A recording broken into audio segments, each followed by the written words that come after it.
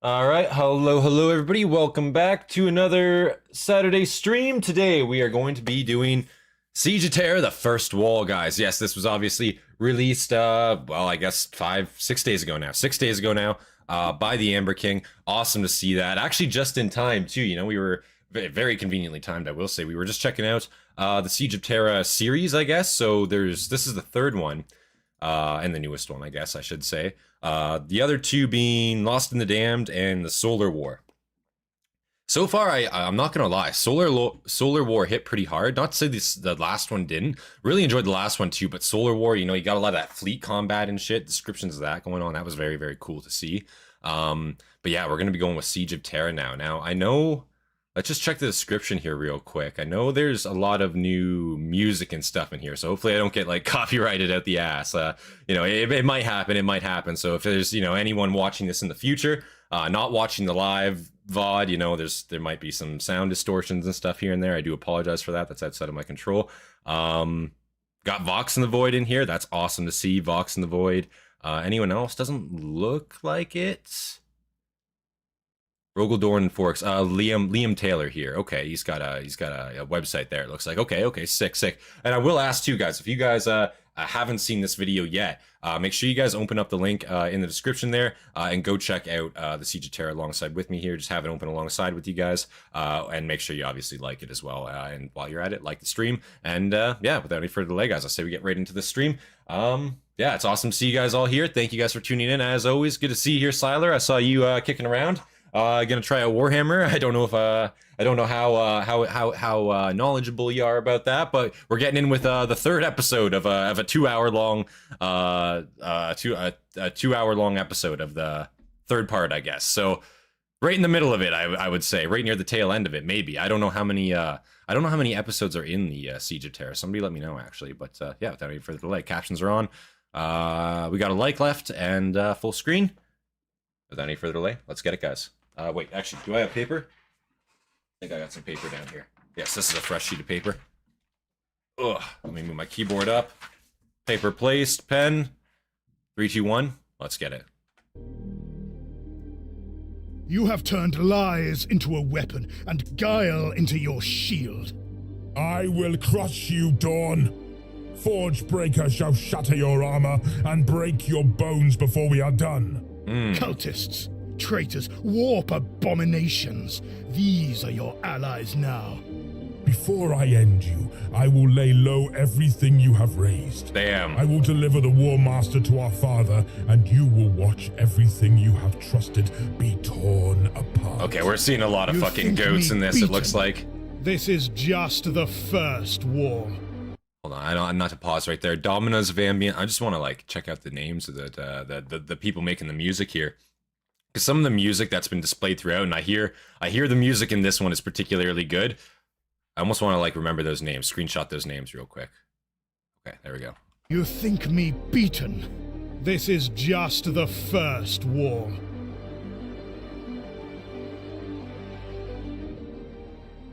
Siege of Terra has begun. Leaving the spaceport intact so close to the wall is an error, Forex said. If we can seize the port swiftly enough, there will not be time to reinforce the defenses, separating it from the main wall. Pesrabo's eyes roved across the trident, not really seeing them. I see you, Rogel. I will turn the trap against you. The Primarch's gaze finally settled on his subordinates, and a grim smile twisted his face. I will not be lured into the maw of the beast, but that does not mean I cannot ram my fist down its throat and rip out its innards. Fox Nice. stepped up quickly, fist banging in salute. I would be honored to lead the attack, Said the warsmith. I am sure you would. Perturabo replied with a dismissive sneer. No, not you. I Began Forex, but the Already being Primarch bitter as cut him off. always. Oh yeah. You think it wrong of me to appoint Kroger to command this attack. The question was a gaping chasm, opening in the front of Forex. Oh. The lie could drag him into its depths as easily as the truth. Better be damned in courage rather than cowardice. He is inexperienced and lacking much strategic expertise. Said Forex. keeping his criticisms focused on Kroger, rather than his Primarch. A little flattery would not hurt either. Only you have the breadth of knowledge and depth of concentration to unpick the lock set by Dawn. Oh, gotta do that Perturabo dick suck, you know, classic. I understand it, you know. Listen, man's unhinged, right? You can't just go around like even you can't critique him even a little bit in his presence. You know what I'm saying? That shit hits really, really deep. You know, people say what they will about Perturabo, but man's got very thin skin. I feel like sometimes, you know, he's definitely a little on edge, and he sounds like it, man. Holy shit. Though you were going to volunteer to command the Legion, were you not? Is that the role you see for yourself, Foryx? My heir. Perturabo tilted his head, eyes narrowing. My successor. I am happy to rest in your long shadow, Lord of Iron. Indeed you are. Yeah. Perturabo turned away. In my shadow, Foryx let his bitch. breath escape All right. through gritted teeth. Trying to relax every muscle that had been bunched tight under the Primarch's scrutiny. He almost flinched as Perturabo rounded on him again. But his lord's gaze passed over him swiftly and settled on the doorway, as though looking at the departed warsmiths. Kroger knows himself and his place well. He will fight this battle for victory, not as some stepping stone to further glory at my expense. Foryx clenched his jaw. Yeah, of course. Against the instinct to protest his innocence. His pride was pierced by the implicit allegation, but better a wound to his ego than a greater injury to his body. Perturabo stroked an armored finger across his chin, like a file rasping on metal. His silence loomed over Foryx, demanding he say something. Well, that's like funny thing. A year or so before this, Kroger was only a standard assault trooper. Now he's one of the 3 most powerful Astartes in the Iron Warrior. Also nearly fell to Khorne. How did that happen? Was it just the case of he's really, really good, or is it the case of he got his ass like, not he got his ass beat, but the Legion, I guess, like got its ass beat. They lost like all their veteran members. Like, did he arise quickly, or did they lose everybody that was decent, I guess? And now he's just simply like one of the vets, you know what I mean? Just by process of elimination. I wonder which one it is. Totally not a stepping stone for Purdy. Yeah, absolutely not. No, of course not. You know, personal gain, fucking in the Iron Warriors, unheard of, dude. No, they're so for it. Yeah, absolutely.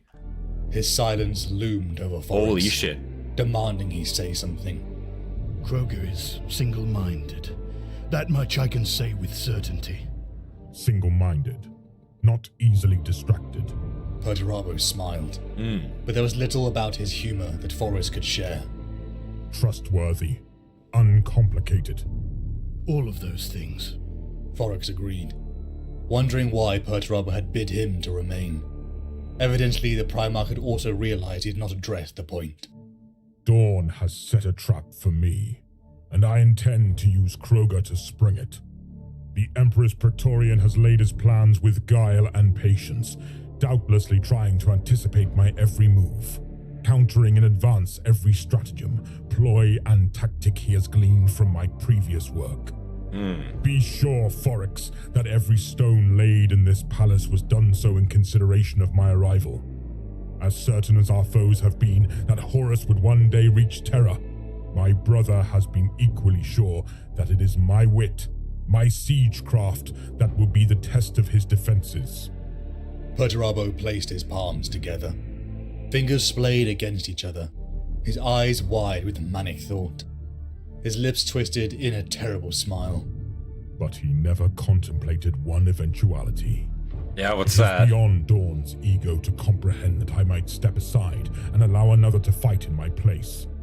Kroger is unsophisticated. A dull tactician Wait, what? And an uncharismatic commander. Oh my The god. Primarch left his evaluation hanging in the air. What kind of fucking, like, strategy is this? So, there's one thing Dorn could have never anticipated. That I actually put aside my personal fucking pride and my, you know, absolute unwavering goddamn...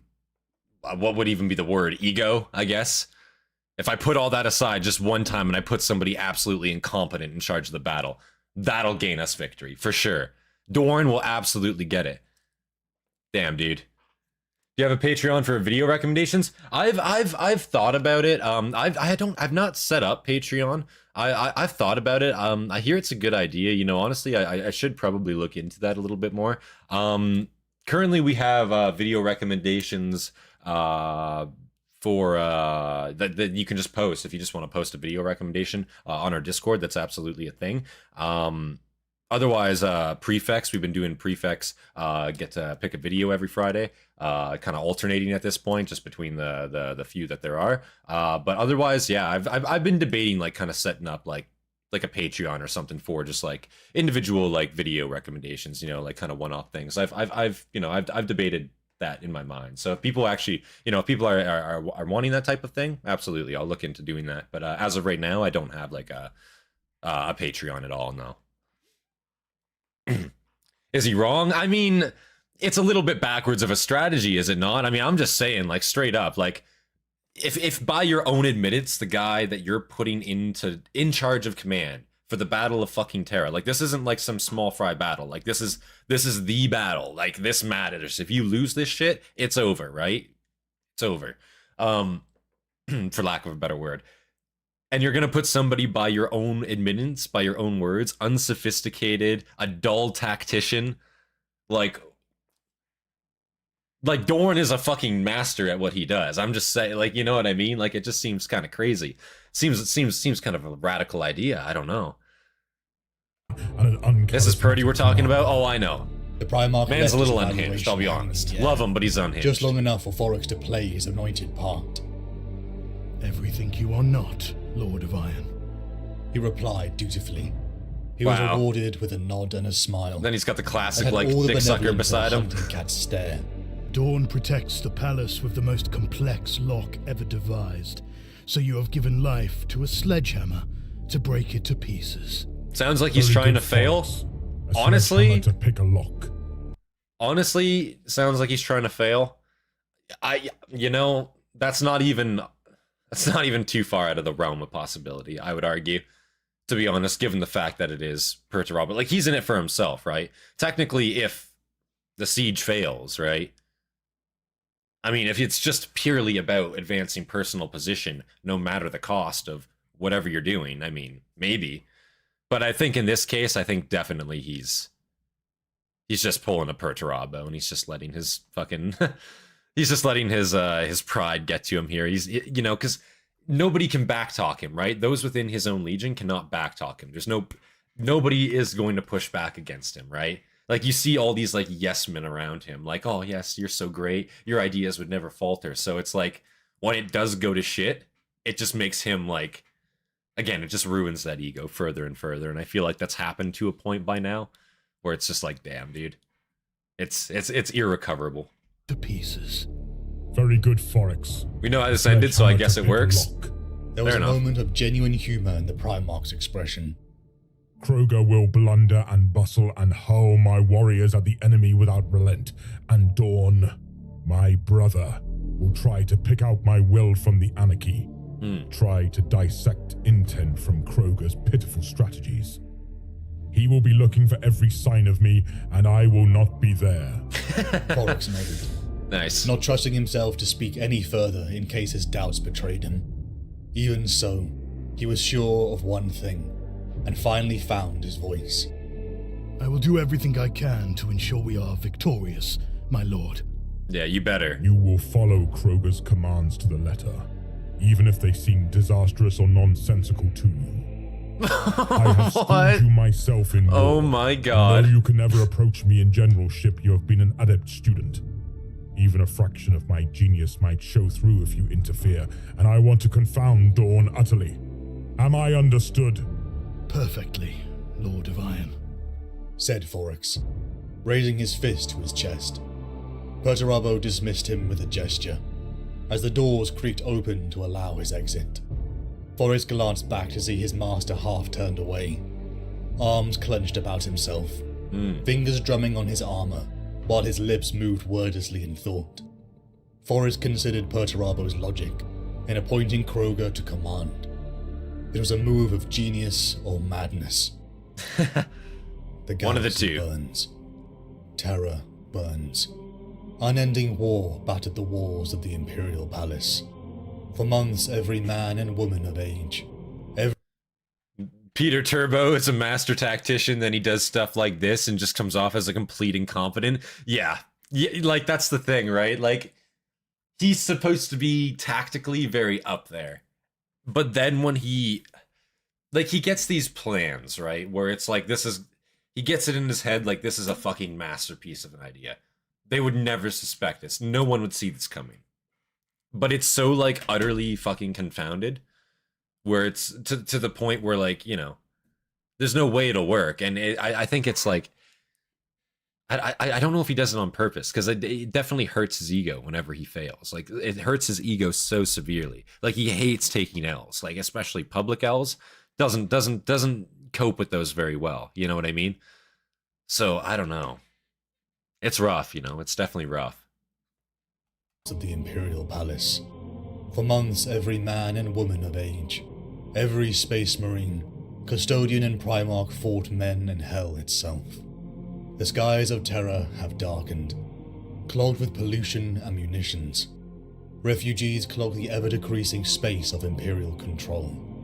Hope itself was now rationed. Malgador the Sigillite sat upon a bench, looking out to the open air dancing with the color of fire. The enemy will soon make their next move, said Malgador. Their troops are at the war, and the Aegis fails daily.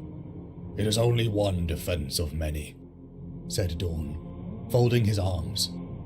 It was never intended to protect us indefinitely.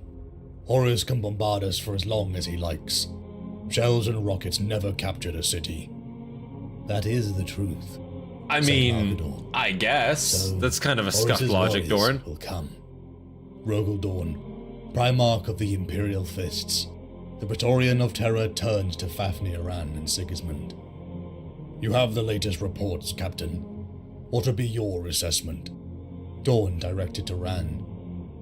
I guess, like, I understand what you're saying there, Andrew. Like, I feel like if what he's attempting to do is to just if he's attempting to do like a complete diversion, right, and just attempting to draw fire, attempting to get Dorn concentrated on that, maybe focused on that, or maybe unsuspect exactly what's going on there, because he might like see like the incompetent command by the Iron Warriors at that sector and be like, you know, he might just like discard it entirely, might not focus on it. So it could be like a feint to some degree. I guess we'll find out here. Again, like this is, I haven't seen this, right? And I haven't read the book, so I know what happens overall, obviously, but all the like the extra context here, it's very interesting to see. What would be your assessment? Dawn directed to Ran. The Primarch's coldness to his first captain still evident. The enemy appears to be mustering their strength. Until you learn about the Cage of Iron, Purdy gives Dorn an ass kicking? Okay. Said Ran. The multicolored light flickered again. Maybe I'm speaking too soon. Everywhere one looked was darkness and fire. It could be a feint, said Dawn, not looking away from where the enemy lay. Having lost all orbiter surveyors, there are mass movements beyond our senses that we only learn of from scattered reports of physical sightings. While our gaze turns one way. Thank you for the donation there, Nathaniel. Aberlard, read this historical chronicle for me. Okay, I'll write that down. Hold on. Aberlard, yeah, appreciate that, man. Appreciate that. Thank you. Sightings.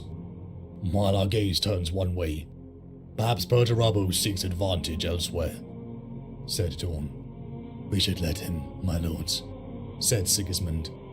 Until the blow descends. Rogue Trader reference? The foe more than us. Our time is better spent deciding our next blow, rather than second-guessing the enemy's intent. It's a meme from the Rogue Trader video game? Okay. Cracks yeah, no, definitely check that out. Definitely check that out. At Sigismund's interjection, time is our ally, said Dawn. Not the War Masters. Whatever gains Perturabo thinks he can make will take him time to achieve at the spaceport. The strategy was obvious.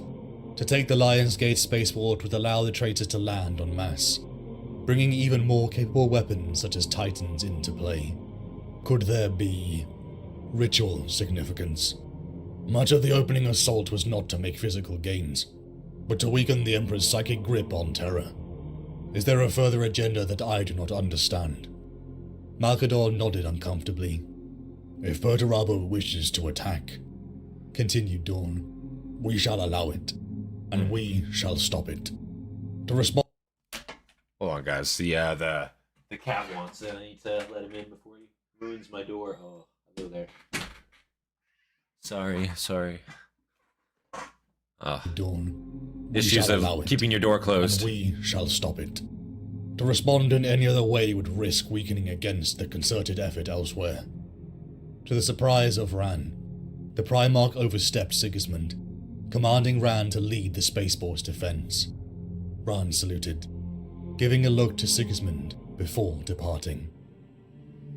Fafnir Ran looked out from the height of the spaceport. The structure itself was a mountain, a great growth of steel and rockcrete with dockyards fit to house a galactic empire. Artillery cannons and defense structures decorated every meter of its sides and innards. Yet this was not what impressed him. At the observatory 13 kilometers high, where oxygen was thin and 13 kilometers high is crazy. Ran saw the sun. Below, Ran commanded 17,000 Imperial fists and 790,000 militia combatants. I wonder what the view from that, that height must be. Like, what the city below you must look like. Because this is the Imperial Palace, on Terra, right? So, and especially, man, you have, a fucking space battle. Not even a space battle. It's not a space battle anymore. It's a space siege at this point. You got ships overhead shelling, right? Ships landing. What exactly the view from that angle must be? It must be absolutely fucking insane, to actually be able to visualize that. And probably unsafe too, I imagine. I don't know how shielded perhaps that is, what the bunker complex up there must look like, but I would not want to be I guess on a high peak, let's call it, right? Or a high point, if there's atmospheric bombardment going on, because that just seems kind of dangerous. I don't know. Maybe I'm wrong. Ablard is your right-hand man. Many scenes you get the option to have him announce or start the scene. Inform the Xenos who they speak to. Make me sound awesome. Oh, okay. So he's like an announcer, or what do you call it? Like a crier, I guess, in a sense. But he's he's like a personal crier. Okay. Or a herald. Is that what you would call it? I guess. I don't know what the exact role, I guess, for it would be. That's actually kind of funny though. So he's just kind of like a yes man almost. That sounds pretty cool. Again, I haven't played Rogue Trader at all. I've heard very, very good things about it. 1,000 Imperial fists. Herald, I got 790,000 militia combatants. Generations of families third guess, called at the least. spaceport home, and the million strong would sooner die than abandon it. Ran turned to Lieutenant Commander Sebastian Hagar, a Terran-born recruit, and said, "Did you know I was a chosen one?" "Your pardon, Captain." Hey there, old man. How you doing, man? Hagar replied. A chorus of groans rippled out from the 100 Huskarl guard who had no doubt heard the story many times.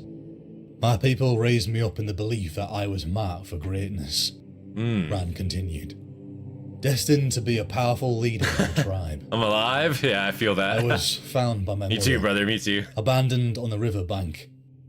There was a woman's body close at hand, starved and pierced by wounds, and the corpses of 2 men armoured in the style of the Dawn tribe. The Ran tribe had taken him in," Fafnir continued. "Raised him to be a fierce warrior they knew the Dawn would one day fear. And then one day, the Praetorian arrived." "And how did you end up as one of the Legion?" asked Hagar.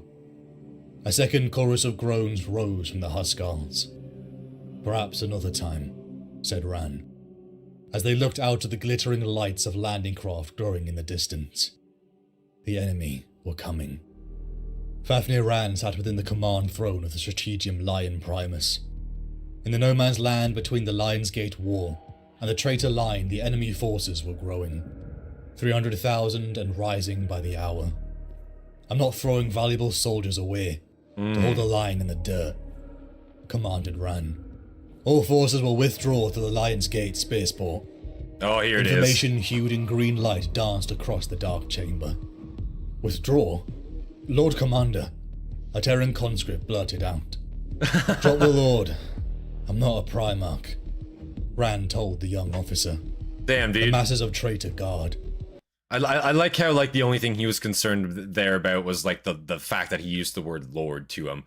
Like, I think there's bigger things at play, like the Terran commander, just the human fucking amongst these absolute beasts among men are just like, my lord, you want us to withdraw completely? Fucking, did I stutter? Like, yeah, fuck. Rand told the young officer. The masses of traitor guard. Hordes of the lost and the damned. Shout out Old Man, please. I mean, yeah, guys, if, if you go check out Old Man Reacts, guys, I mean, I'll be honest, let me see here myself, in fact. Let me see here myself. Oops. If I can. Let's see.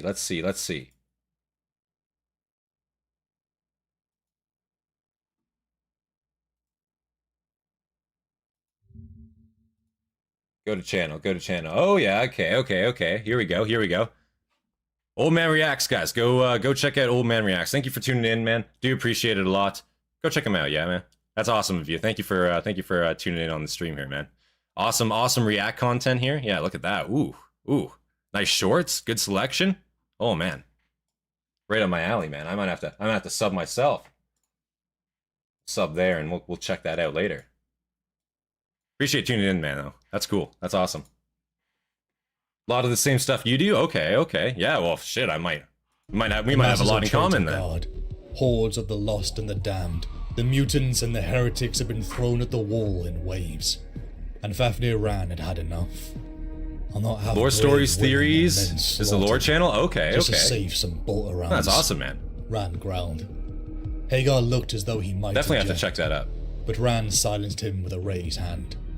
Scream my anger at the world. We have to take the initiative now and then. Otherwise, Perturabo and his generals will think they can do as they please.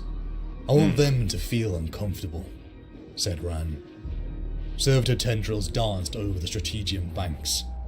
The no man's land trenches would be abandoned, and guard regiments would be deployed within.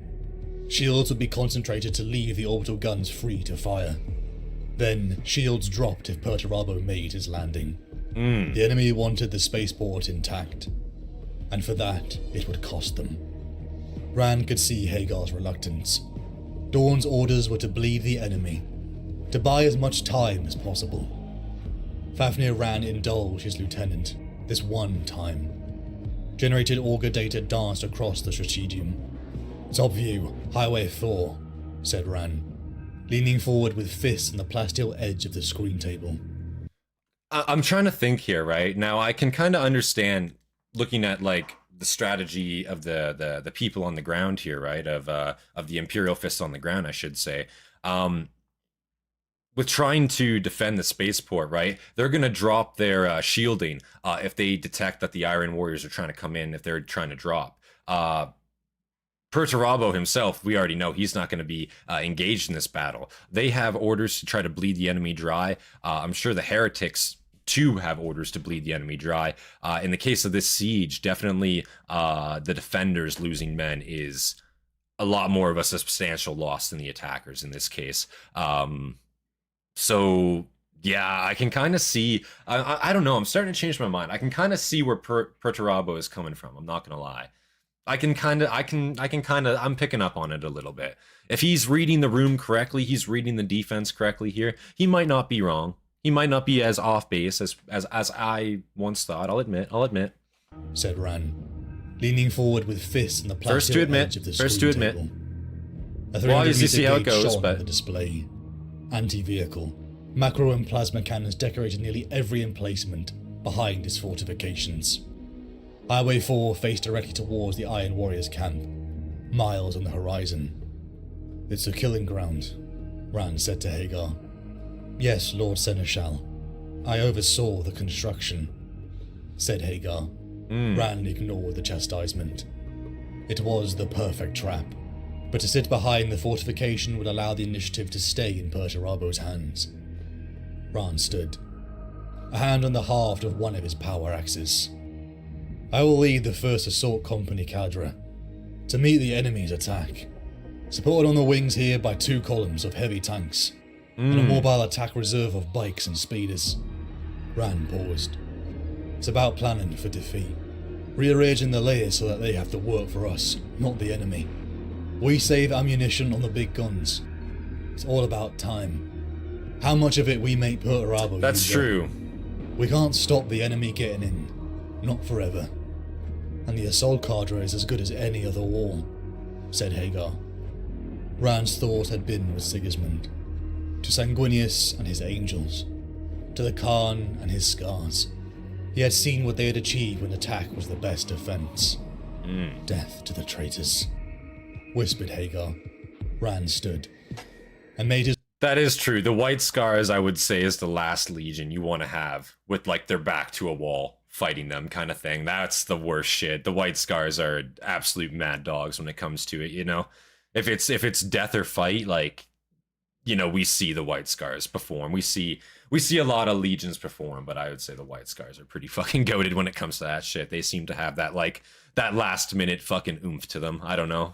To the traitors, whispered Hagar. Ran stood, and made his way toward the front line. He had waited 7 years for this moment. Death to the traitors, growled Ran. Every last one of them. Remind you of anywhere? Forex said to his companions. Cadmean Citadel. Kroger grunted the name of the place, where Perturabo had elevated him to the Trident on Hydra Caudatus. That too had been a spaceport the size of a hive city, yet dwarfed by the structure the Trident saw before them, each having to crane their necks to witness its height that pierced near to space. Cadmean Citadel's capture had allowed the Iron Warriors' infantry and vehicles purchase upon the planet.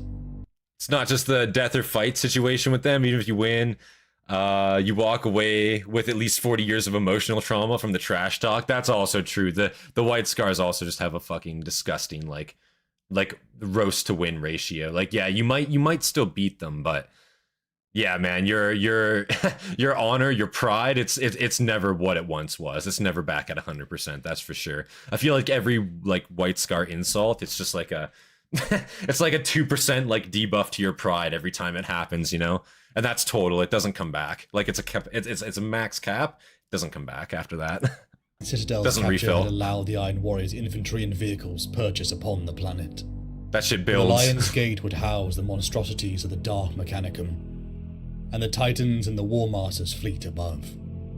Do you think we've got enough guns? Asked Forex, No. turning from the orange haze and looking back to witness the Never have armored enough column that guns. stretched out behind them. 25,000 legionaries. 2,308 Basilisk assault guns, said Kroger. 1,522 Manticore assault rocket carriers. Damn. 13 modified Sicarian bombards. 476 Death Strike platforms. A and Death on Strike every platform? voice Oh my god. I left from here, you know. I almost want to Google what that Forex is said to his after. companions. Hold on. Actually, I'm going to write that down Kroger grunted. as well. Annoyed at the interruption, Falk turned a helmeted head, cocked slightly to the right. Really? Said the warsmith. I knew you were from Terra. I had not realized you were native to the Himalasia. I wasn't.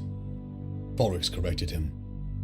Before the 4th Legion were dispatched, we were granted honors by the Emperor, a parade to receive his salute. We went from there straight on to the First Crusade campaign.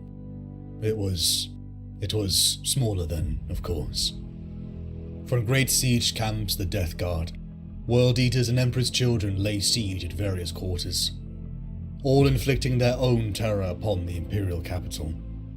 But finally the Iron Warriors would gain the recognition they deserved. They would break the First War. Forrest could barely Finally. hide disapproval of Kroger's plans. Before them, the mass of mutants and traitor guard was shambling forward in another wave of attack. Blood lubricant for the Legion later, but the lack of preliminary bombardment was Blood a mistake lubricant, in what the Forrest's fuck? eyes. No matter. If Perturabo desired this brutish simplicity, then let Kroger be the one to ultimately fail. Forax's alliance with Folk had ended, and perhaps the next member of the Trident could be more amenable. See, at the same time, because yeah, you think about like Perturabo as well, and I'm going back and forth about his strategy, what his idea is here in my head. Because what he just mentioned, yeah, if he fails too, then it doesn't make Perturabo really look like shit necessarily, or at least as bad as it as it normally would, right? Because somebody else is in charge. Oh, it's their fuck up, not mine. Oh, how come he, you know, wasn't good enough, kind of thing. Like he can kind of defer the blame, I guess, in a sense. So it's so hard to say. Like I don't know. It's almost like he wants, like he's setting people up to fail so that it makes his failures almost look like better, I guess, in some backwards way. Like, I don't know. I don't know. Who knows? Now, obviously, I think they do get through here. I could be wrong. Again, I don't want to misspeak. I'm not like, you know, 100% on all this. This is very, very new to me, a lot of this. So, yeah, damn. Death Strike platform. I don't want to see that mountain over there anymore. Okay, sums it up. I'm sure if there's any illustrations, somebody in the Discord, somebody post those to me, because that'd be really, really interesting to see. And perhaps the next member of the Trident could be more amenable. Kroger's Rhino ploughed through the blood-slick mud into the depths. His plan was for him to fail and distract the enemy. True. Corpses, that's also possible. Doesn't have to be one or the other. Collecting skulls and great mounds as ghoulish mutants gorged upon the remaining meat. Ooh. They would not go hungry. Kroger followed the light beacon of charred bones, arriving at the anointed point. The axe of Colton. At least you know where you're going. The death gifted. The walking ruin. The 8th Captain Khan awaited. Oh, fuck. I expected to meet with your Primarch. Angron of the Red Blade, said Kroger. Khan gave a primal snort. The urge to bury his axe Gorechild into the Iron Warrior and offer his skull to Khorne surged hard. The Primarch fights where he chooses. Absolutely could do it too. I am not. Khan managed to slur out. I am not his master. He bends to the will only of the Blood God. So it doesn't matter that I'm here for Perturabo, Kroger said. No, Kroger, it does not. Khan might not be Angron's master, but he should be, arguably. I'm just saying. Defenses. Between him and the eastern stretch of the Eternity War. Khan definitely wears the fucking pants. I'm just saying. The palace. Hands down. Kroger could see it took the captain great effort to speak with him. The Warmith stood silent for a few seconds. I just imagine he just fucking comes out with like Angron on like a fucking like leash, like a huge like fucking chain or some shit.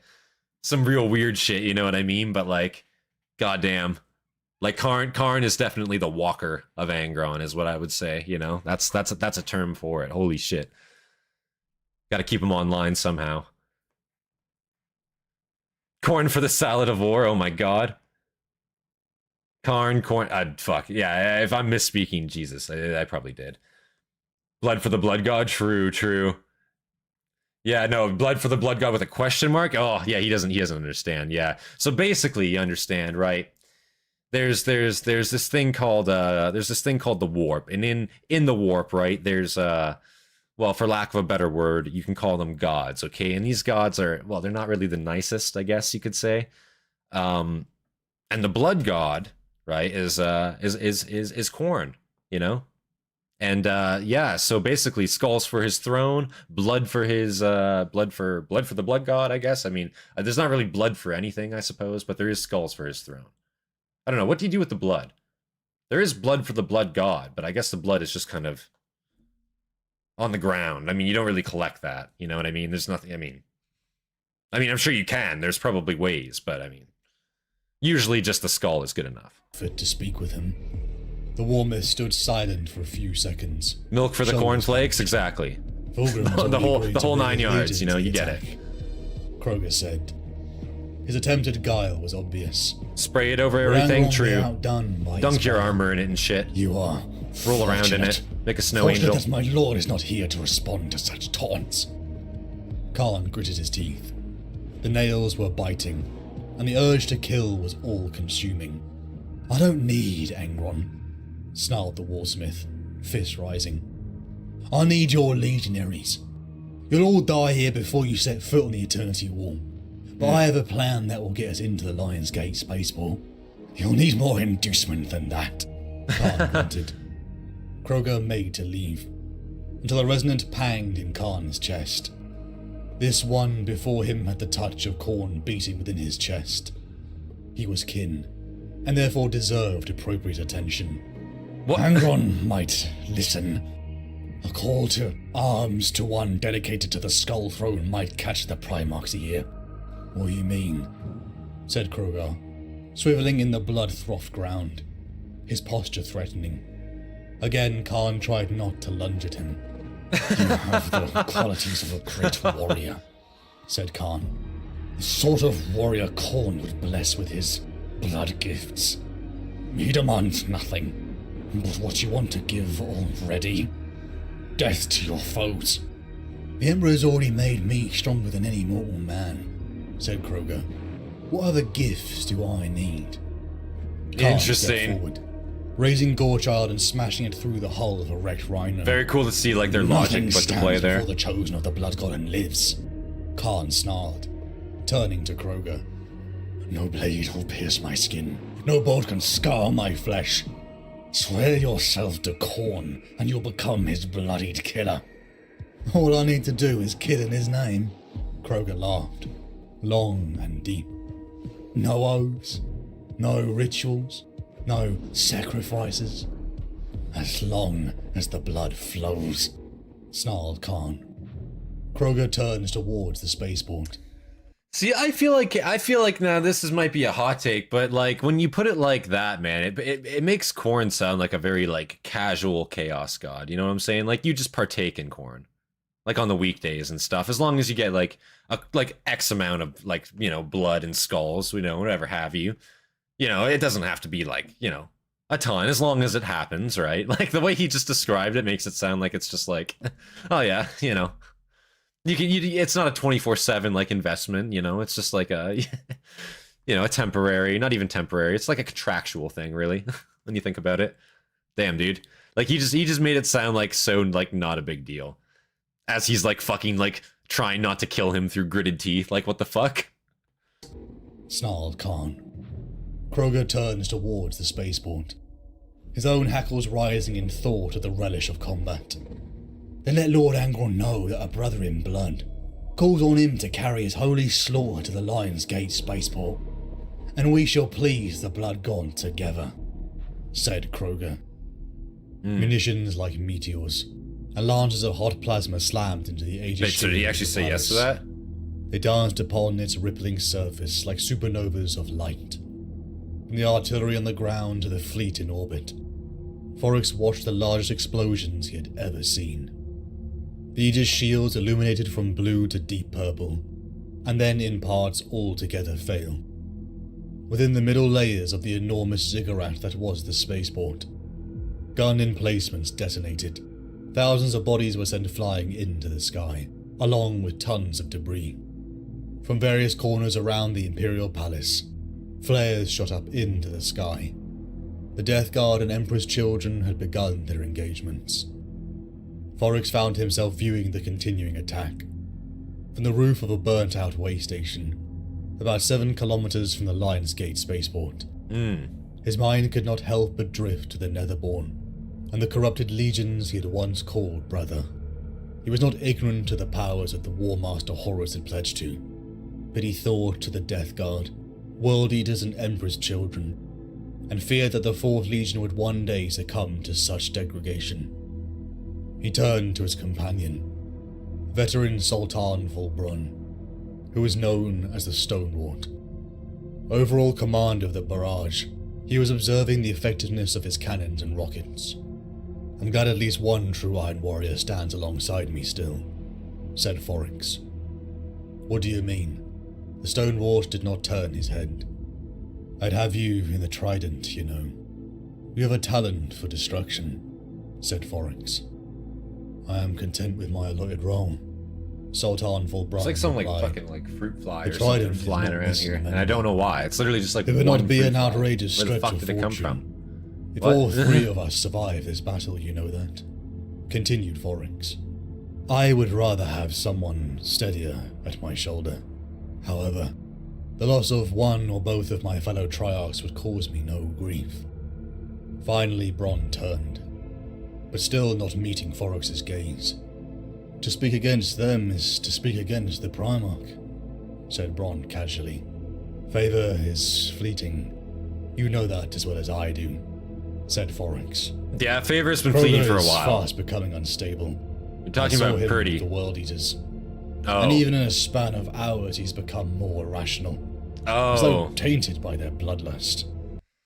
So Kroger did say yes. I see. So Kroger did say yes. This is where this is. I thought they were like, I don't know. But this is on Terra. He did say yes, and in the span of hours, his command is already noticeably going to shit. That's kind of crazy to know. Like, what? Like, how did that happen so fast? I don't have to do any rituals. I just have to kill my enemies in his name, so to speak. Yep, that's all it is. Okay, cool. Actually just loses his fucking mind instantly. Like, what? Oh my god. I don't understand how this happens. I don't understand it. Of hours, he's become more irrational. As though tainted by their bloodlust. And Falk. His loyalty is questionable. Forrex leaned in and whispered. This malaise. This power that grips our once proud cousins and strips away all honor and humanity. It comes from the War Master himself and hungers for us all. I like how the We've already Iron Warriors are turned talking flame about on the humanity. Emperor, said Bronn. Would you ever turn once more on the War Master? Or even against our own G-Father? No! Forrex almost yelped. The thought of such talk reaching Lord Perturabo brought a shiver of fear down his spine. The Lord of Iron's temper was as well You would known fucking as his lack annihilate of me. forgiveness. Please don't. All I'm saying is that these powers desire us, Forrex whispered, and ignoring them will not rid us of their threat. When we are done with the Emperor's lackeys, there will be a reckoning within the Legion. I wish for no part of your conspiracy, Forrex. I heard Conspiracy? nothing, said the Stonewort, and turned away. Though Forrex could tell the seed of doubt was placed. Forrex knew there were others like him. Those who desired the victory to be on the Astartes record, without the meddling of demons. The two turned once again to the spaceport. The hour of assault was upon them. Fafnir Ran stood within the Fist Shield wall, the gates of Highway 4 behind them. Dreadnoughts and fire support squads were upon the walls, and traitor corpses were piled so high they had formed a bloody rampart, from which still more were scrambling over. That's kind of fucked to think about, like how high the walls of Terra are, how big they are. There's a rampart of corpses leading up to the walls, and there's like the walls themselves are big enough to support dreadnoughts. You know, I don't know if they're big enough to support knights, but big enough to support dreadnoughts at least. I'm assuming multiple, being able to move like forward and backward at a time, right? That's kind of insane to think about just how fucking huge these things are. Like huge these walls are, what the defenses of Terra would look like. Like, I think it's one thing to see like in artwork and illustrations, like the Siege of Terra, the defense of Terra, more specifically, but like, I don't know. I feel like it just doesn't do it justice. I feel like it's just insane fucking scale. You know what I mean? Like, damn. They had formed a bloody rampart, from which still more were scrambling over. Scale the walls on the madness bodies of evident in chaff their troops. eyes. Yeah. It's all the fodder Fire, that you're the sending overwhelming forward. stench of blood smothered everything. The sally forward had extended the kill box, reaping a toll in the thousands as wave after wave of mutants and heretics met their end. Commander, this is Verdas on the left flank. I will say, look at that fist fucking dreadnought there. That looks awesome, man. That looks so good. Holy shit. I will say the color scheme, it looks great. It looks absolutely fantastic on the fist there, the Imperial fist. That's awesome shit. Straight up. Like what would you call that? I guess the Aquila, the emblem, I suppose. Also looks fantastic. Rand's vox crackled. It The just like message from one of the pops dreadnoughts so assigned to the support of the fire I don't assault cadre. Lines of fire are getting very narrow. like it's not even a complicated The color dead scheme. are It just blocking our pops. sight beyond 30 meters. Suggest an advance to establish a new base of fire. The phrasing was so respectful, it made Ran smile. coming as it did from a Terran veteran Oh, of the shit. chapter. Thank you, Hobbit, for the 10 gifted memberships, man. Really appreciate that, eh? Let's get some thank yous in the chat for Hobbit there. Holy shit. Appreciate that, man. Appreciate that. Oh my. Holy. The Imperial Kila next to the Crux Terminatus. Okay. Yeah, but no, thank you, Hobbit, for that a lot. I really appreciate that, man. Oh my god, I dropped my pen. Uh-oh. Really appreciate that. He's a legend. He is a legend. He's absolutely a legend. Holy shit. It made Ron smile. We're probably gonna get Coming spammed as by it did the from a Terran veteran of the notification chapter, noise. I apologize who had about served that. longer than he had. Understood, Vertius. I'll give you more room. Ran voxed. A mutant Ogrin covered in makeshift plate had almost reached the line. Every third warrior hinged his shield, allowing the Space Marine on their right to fire through the gap. 50 bolt rounds detonated upon the hulking target, shredding it into foul offal. As quick as it had happened, the fists were back in the shield wall. Such was the discipline of Dawn's sons. Huskals, prepare for serration and advance. Echelon squadrons to give Serration in support advance. fire. Oh. Ran took a deep breath, holding himself for just another 2 thunderous heartbeats. 3, 2, 1, serrate. The line advanced, ploughing through the motley horde of mortals, cleaving and gunning down all who gave resistance, Mortals. using their Oh. shields as bulldozer blades. The shield wall pushed a tide of corpses and mud. I'm assuming those are all just like human heretics. That sucks. Not really much they can do against that. Oh no. Sucks I can't deliver them to individuals. Seems to often give to folks who aren't actively viewing. Yeah. I have noticed that too. I don't know why that is. I thought when you gifted memberships it was only to like people in chat, but I guess not. I don't know. I thought that's how it worked initially, but I guess it's just to like subscribers of the channel in general. Yeah, it's kind of weird. Like you, as somebody like doing it, can't like individually select it. You'd think it would be an option for you, but I don't know. Those as bulldozer Kind of strange, blades. but I appreciate The it shield wall nonetheless. pushed a Hobbit. I really tide do. of corpses and mud, clearing the space along Highway 4. Ran felt a swell of pride at the discipline of the maneuver. It had been simple enough to sketch it out on the tactical display, but the precision of his lieutenants and sergeants was a thing of beauty to him. He wished Lord Dawn had been present to appreciate it. Ran looked to his flanks, witnessing the other columns of amber-powered armor stained in blood, as thousands holstered their rifles and drew chainswords. Push, step, hack. Push, step, hack. As they drove ever forward, and like moss to a flame the Imperial Fist columns converged. The enemy horde began to falter, and then it broke. Huskals, gate formation. Ran voxed. First assault, withdraw by squads. Armor to provide cover fire, then withdraw by squadron. The mountains of meat had been cleared from Highway 4.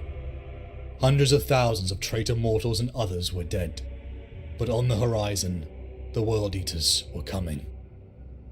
From a hill soaked in old and new blood, with a scarlet horizon behind him, Khan watched. It literally was just like fodder, wasn't it? Like straight up, just only fodder that they just fought right there. That's depressing to hear. On the rise is the World Eaters coming now that you've just cleaved through all these like bitch basic humans and like lesser demons and shit. Oh man, I think it gives it randomly to anyone who's joined the stream in a certain time frame. Apparently a large time frame. Okay. Yeah, weird. I'm not too sure. Every bullet spent on fodder is one less to the Astartes. Yeah, it's kind of unfortunate when you think about it. But it makes sense why they send fodder in first. You know, you're definitely going to send like your auxiliaries, your less important troops in to tire them out, you know? That makes sense. Old and new blood. You can on With the Twitch. scarlet horizon Only thing that behind Twitch him. has over YouTube. Khan Okay. watched the Iron Warriors barrage dance across and break through parts of the Aegis Yeah, see, I've shield. never really streamed on Twitch Multicolored like flares in any sort of rose depth. in the fair distance. The Emperor's children and Death Guard I've done like had maybe begun. 5 streams on That's- Twitch, maybe. That's a signal, barred Khan, slamming his fist onto the roof of the Land Raider. 500 transports of Spartans, rhinos and Land Raiders roared into life. Slaves in rusted chains pinned to drivers' seats squealed. their cargo too far gone to operate the metal box they rode in. Khan felt his heart begin to beat like drums, as the columns soared through the muck and smoke. Khan revved his axe Gorechild in the air, as his cries turned into a guttural scream. Kill, maim, burn!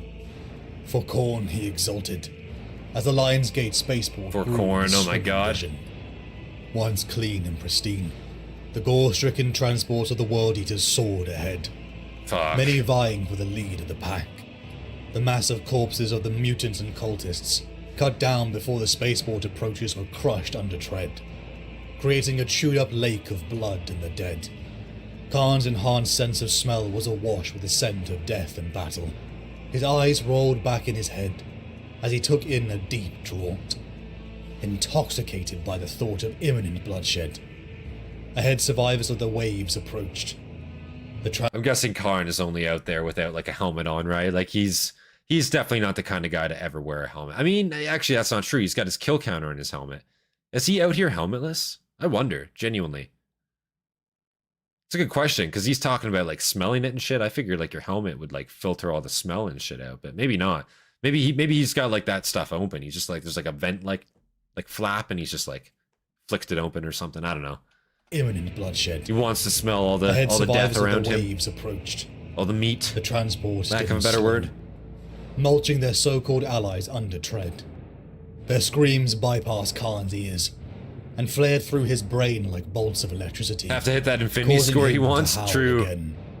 Drool fell from teeth bared inside his helm. I wonder if he As ever animal will hit hunting that, urges dude. overwhelmed any Galaxy higher ends when human that sense. happens.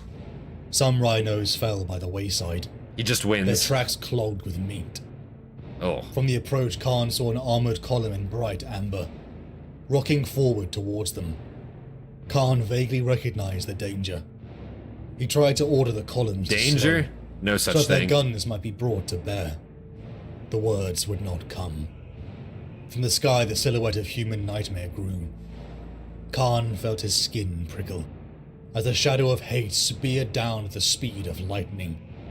It slammed through a Capital Imperialis war engine, showering Holy the shit. area in metal shards, fire and smoke.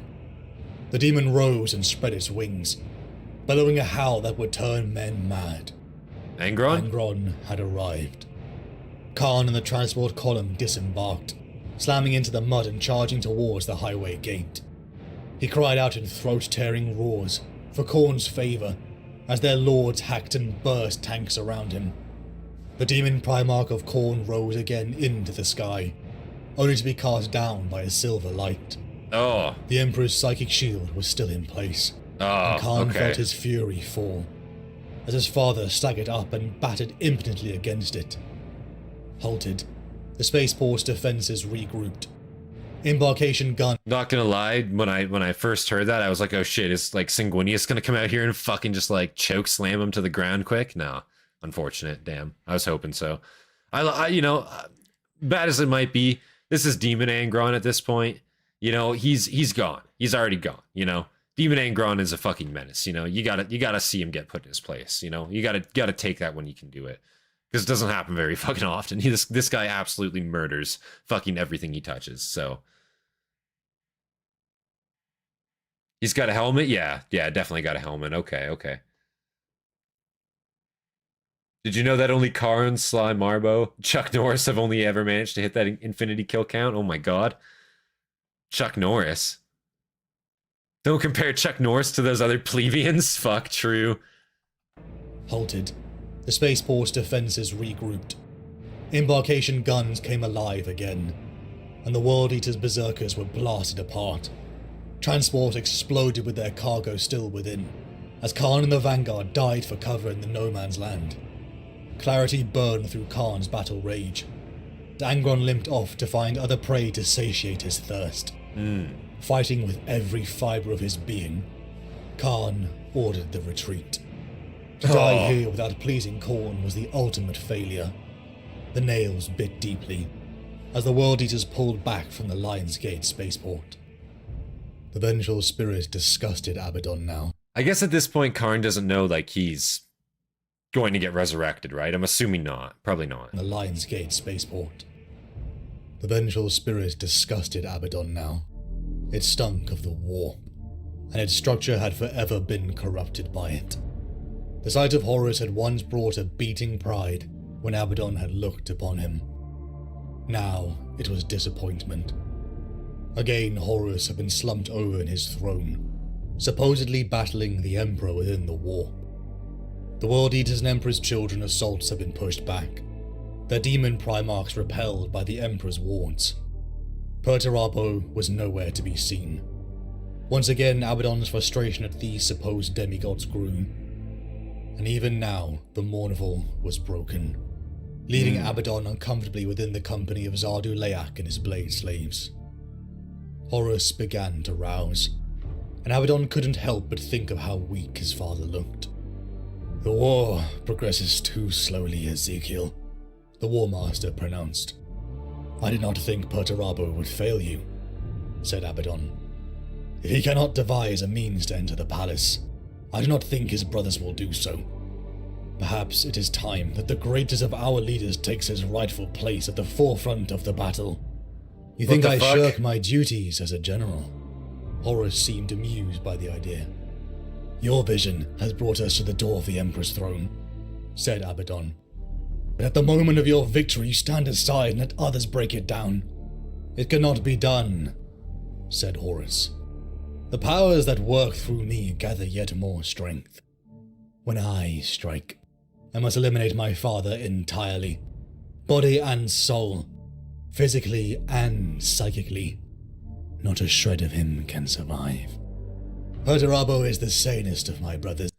So he kind of succeeded in one regard, but definitely failed in the other, from my understanding, you know? I don't know, it just seems kind of strange to me. Like, he is kind of right. Like, I feel like Horus on the battlefield, well, to be fair, what would he do differently? What would he do down there that isn't already being done, I guess? I mean, his presence, inspiring presence, morale maybe for the traitor forces, but I mean, does that really matter? Otherwise, like, yeah, what's he really going to contribute down there that fucking Angron or Karn are not? You know what I mean? To an extent. I kind of get that. Not a shred of him can survive. Perturabo is the sanest of my brothers. The Lord of Iron must be allowed his time of glory, or he will lose faith. And if I lose my most reliable commander, what can I achieve with the unreliable ones? "What is to be done?" asked Abaddon. "We shall see," said Horus, turning to the hololithic projectors coming alive with azure light. A bloodied Angron, a bemused serpent Fulgrim, a noxious Mortarion and an unchanged Perturabo appeared before their War Master. "The spaceport should be invested by now," Perturabo spat. "We wasted many lives, and much time in pointless attack, when my cursed brothers cannot cross the boundaries into the Emperor's domain." "Cursed," laughed Fulgrim, "says one that has not experienced the delights an immaterial existence has to offer." "Cursed," Perturabo snapped. Yeah, like it is cursed. Like, what the fuck are you saying? Like, okay, I will agree with Perturabo here. He's straight out the gate calling them, like, cursed. Like, yeah, you motherfuckers can't cross in here because you can't. It's demon warded. Get fucked. You know what I mean? And, like, this is the one up, I guess, that the Iron Warriors do have, is the fact that they can actually cross, right? That's where they come in clutch here, I guess. But, like, how is Fulgrim going to sit here and be like, "Oh, cursed? You just haven't experienced our delights." Like, that doesn't make you not cursed, you fucking idiot. Like, you're still cursed. Like, what? "You are less than I, for you cannot even set foot upon the palace grounds." "Then take Forgebreaker and knock upon the Emperor's door yourself," replied Mortarion, gaseous puffs accompanying his words. They were like children, Abaddon thought, as Perturabo began to pace petulantly. Fulgrim is lost in the sauce, true. Misplaced, Perturabo, said Horus, standing up. One setback is not defeat, as you know well. In the absence of Magnus, who aids the soul battle in his own way, I send to you my Crimson Apostle, the Oracle of the Neverborn. Zardu Leak stepped forward. "I will have Typhus ready for your instruction? Fucking said typhus. Mortarion. And you will have Abaddon to accompany you, added Horus. There are better aims to which I might be employed, argued Abaddon. You will go where I command, Horus said through gritted teeth, the threat of violence evident. On the Katabatic Plains, 18 hours after the failed assault, First Captain Abaddon strode towards the meeting ground. He walked alone, the dust and ash of Terra's soil finally staining his armor. Abaddon breathed war, and the opportunity to be closer towards his epicenter was thrilling. He stumbled into the broken remains of a bastion, littered with the corpses of loyalists and traitors alike. Why here? Abaddon asked Zardu-Layak. How will this get Perturabo into the spaceport?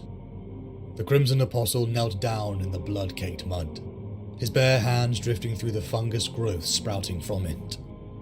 The god of decay has already passed his eye across this place, and found it pleasing, said Layak. The barrier to the Neverborn comes not from the Lion's Gate spaceport, but the Emperor. There's already fucking It is from fungal within the Nurgle heart of growth the in this palace place. That we shall erode the Hasn't been that long, come on. Kalas Typhon, or Typhus now, stood nearby. Abaddon observed the brother he once knew. In his place, a hulk Fucking of Death Guard jutting just show bone, up and just start shitting in the pustules wheat and fields, and rot next thing you stood. know, there's chaos Creatures and rot crawling everywhere. over and inside his skin like armor. Perturabo joined last. His very presence was awe-inspiring. All of the Primarchs were to Abaddon. But the I don't look think of paranoia Fulgrim has gone behind full the Lord snake of mode Iron's yet. No, I eyes think he's still gave him a haunting appearance. physically. Perturabo, like Abaddon, felt I a mean, he's disgust still a for little bit sorcery. changed, but not But the Lord of Iron's need not to what he control kept him in becomes. That's for place, sure. observing as some reluctant witness. Were you to question Magnus or one of his 1,000 sons about the nature of the war, you would come to a very different understanding to what I will demonstrate to you, said Zardu-Layak. The mystics of Prospera analyzed the warp as analogy, thinking they might discern He is full snake patterns and demon? laws and Is he? equations Okay, from its maybe he movements. is. I didn't Why think it he has was moods yet, and but I phases and could be textures. wrong. The warp is a law unto itself, and so that is how Magnus's hubris led him into folly. You must abandon any sense that there is science to be learnt, and instead focus on the concept of ritual and faith. It is the belief that shapes all things, and the dedication in heart to the powers. Words, symbols, and actions are still physical properties of the ritual, to help shape the faith that stems from within. I have studied these mysteries for years, to smooth the passage, but it is my faith that creates the bond between me and the gods. For their boons, you must give yourself over to them. Perturabo and Abaddon stiffened, clearly thinking of Fulgrim, Mortarion, and Angron. That is but one way. Specifically Said Layak. Fulgrim. The other is worship. Worship the gods, Perturabo said neutrally. Abaddon could see the Lord of Iron struggle with it. Zardu-Layak pierced his hands into a decaying corpse, pulling its intestines free, blood and mucus dripping over his hand. The We fuck? come upon this world at an auspicious time, when the warp waxes strong and the physical power of the Emperor wanes. The same thinning of the veil between the realms that allowed our ships to penetrate the star systems also brings close the breath of the gods. You speak in metaphor, clouding the truth with esoteric nonsense. said Esoteric Perturabo. nonsense. Do not hide your knowledge with these riddles. Speak in plain terms. The physical and immaterial, Layak continued. The telethetic ward is generated by the Emperor himself. He is the physical. The only way to remove the barriers to pile upon such pressure of the immaterial, that his creator cannot sustain it. And as you know, Master of Sieges, the greatest way to seize a wall is from the inside as well as out. We need to be inside the ward, Perturabo snarled. But it is to gain entry to the port that we need to bring down the barrier. Do you remember Samus? Asked Layak, the Samus. demon that almost destroyed the Phalanx. Oh. Said Perturabo. We were able to insert Samus into such a vulnerable position by implanting a connection into the form of Mercedes Holoton, continued Leyak. Right. He was already bound to the entity by shared experience. In order to breach the barriers of the nature we face here, to create a gateway across the telethetic ward, one can use a physical vessel to mask the Neverborn's presence, or anchor it. No pure demon can set foot upon Terra yet, but our demon Primarch allies can do so because of their once physical nature. Abaddon saw Typhus step forward. Why am I here? Typhus said. Good question. His voice was Why are you here, Typhus? You fucking degen. You have become the host of the Destroyer Hive, and that gives you considerable power, said Leyak. Your voice echoes far in the warp, and there is one you must help me call. What will you summon? Asked Typhus. Korvax's utter blight, said Leyak neutrally. I thought you said no demon can be summoned upon the surface of Terra, asked Abaddon. And we stand outside the ward, added Perturabo. What use is a creature barred entry as much as my disordered brothers? No demon can manifest, Leyak said sharply. But the utter blight does not need to take form to begin its work. Life within death, the breath on your lips. It is the spirit of hope, seated in the hearts of all humans. The knot of ropey intestine within Leak's hand began to pulse and squirm. Yeah, I forgot that was Typhus there. sprang forward, placing a rusted hand oozing pus upon the writhing mass. A noise that may have been a chuckle or a swoon, Abaddon did not know, emanated from Nurgle's herald. A tendril from the worms that burrowed through Nurgle's garden itself, said Typhus. Leak paced around the group, plucking rotten hearts from corpses. The apostle raised them in supplication and began to chant. Abaddon felt the build-up of power. He felt his body slow, his heart drum beats calming and calming. He felt the Lord of Iron's intense stare, and his own vision began to darken, the oxygen failing to reach his brain. Jeez. The 6 glaring eyes of Leak's mask bored into Abaddon, as the apostle dropped the organ offering into the first captain's hand. So he just basically went around and fucking ripped a bunch of gore out of these people, and then just like handed it handed to Abaddon. Like, what the fuck is that supposed to be, dude? Like, I don't want that shit. Get that out of here. Like, why would you hand that to me? As the apostle dropped the organ like, I appreciate the thought, but my god. Abaddon's heartbeats returned, pounding now. From the bloated form of Typhus, the Destroyer Hive manifested. A rotten serpent that slithered forward. A gift from Nurgle, do you accept? No. The exultant chanting of Leak never ceased, Degenerate. as the warp creature swallowed the heart delicately. Then it began to convulse.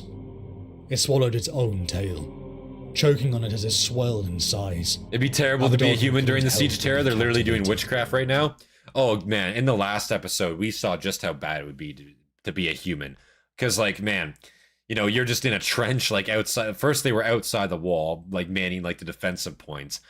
And there, you're literally fighting, like, fucking, like, you know, like, traitor Astartes. You're fighting heretic humans. You're fighting lesser and greater demons, potentially. Creatures of the warp. Plague, right? There's fucking, like, mass plague because you have Death Warriors, or sorry, Death Guard, and Mortarion fucking on the field, just mulling about, you know what I mean? Disgusting shit. Being a human would be the worst. It would actually be awful. I don't even think it'd be that survivable, to be honest, unless you are inside the walls of Terra yourself, unless you're, like, you know, a noble house or something like that. If you're just some average fucking Joe, even if you live in, like, the city, like, the palaced grounds, I guess, itself, nah, you're still fucked. Like, there's no way. And as it swelled in size, Abaddon couldn't help but be captivated. Are you denying Grandfather's gifts, heathen? Absolutely. The creature began Grandfather can fucking stick it, dude. Beautiful. Don't need that shit here. Leak staggered. Putrid filth. Ugh. It is done, croaked Leak. He turned 3 pairs of eyes upon Perturabo. The utter blight will begin its burrowing into the souls of the defenders. Now it is time for you to launch your attack. Perturabo and Typhus departed, but Abaddon once again approached Leyak. "What did you do to me, sorcerer?" he growled, holding back the urge to seize Leyak and pound the answer from him. "I gave you a taste of what will come. The slightest inkling of what your gene father has endured to gain his power. When you come before the gods and demand their support, you must give yourself for their Was the shit favor. pun intended? And am I Be honest with you, no. the ritual? It went Is it over me bound if to I me? if I said It that. I'll bound be me to honest. that creature somehow?" asked Abaddon. "No," said Leyak, shaking his head. The apostle made to leave, but turned back to Abaddon. "Horus's victory or defeat. It is not the end, it is the beginning," said Leyak. "In time, you will embrace that destiny." Abaddon watched Leyak go, joined again by his blade slaves. Abaddon's mind thought to Horus, to the brother legion so transformed. Leyak sensed his revulsion at all things tainted by chaos, and yet he seemed certain he would one day embrace it. From everything till now he knew he had rejected his carrion call, but shuddered to think what would happen that would drive him to surrender to it.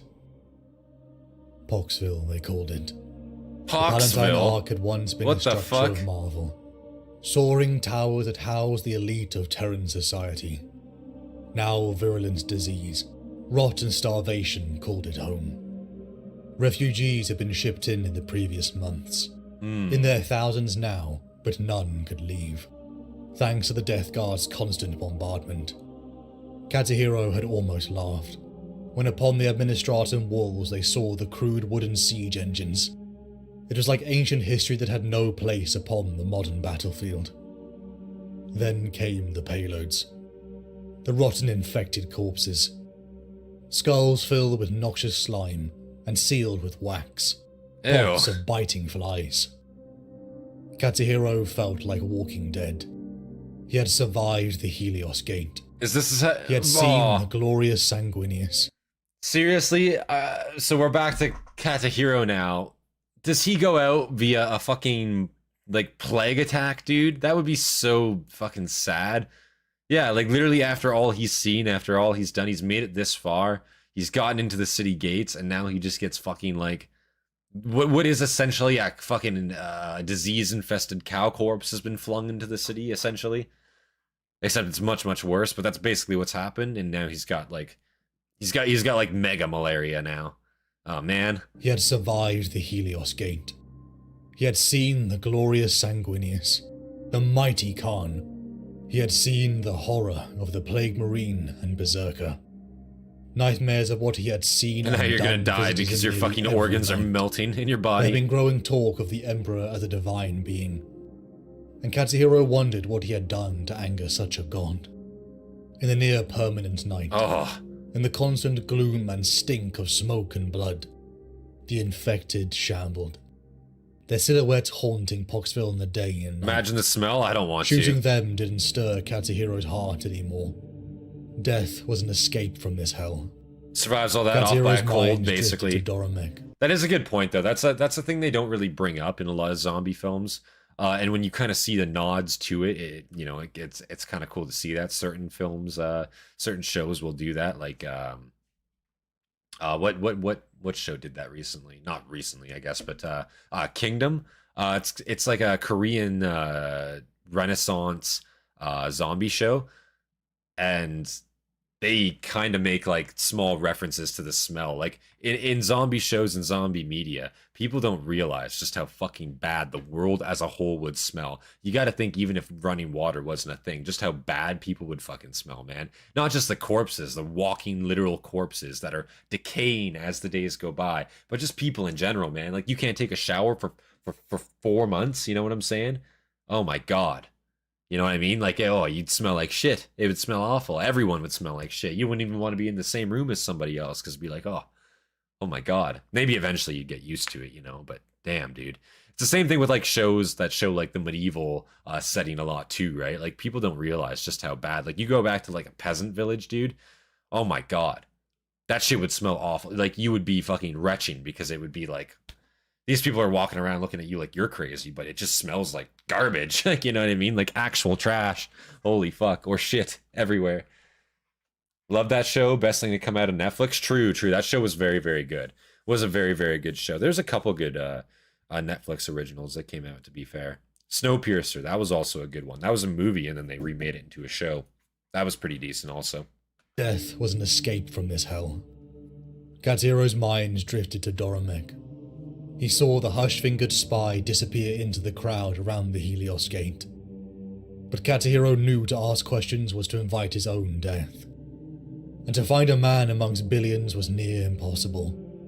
But without this self-assigned quest, Katahiro had nothing else to live for. Katahiro woke from a nightmare.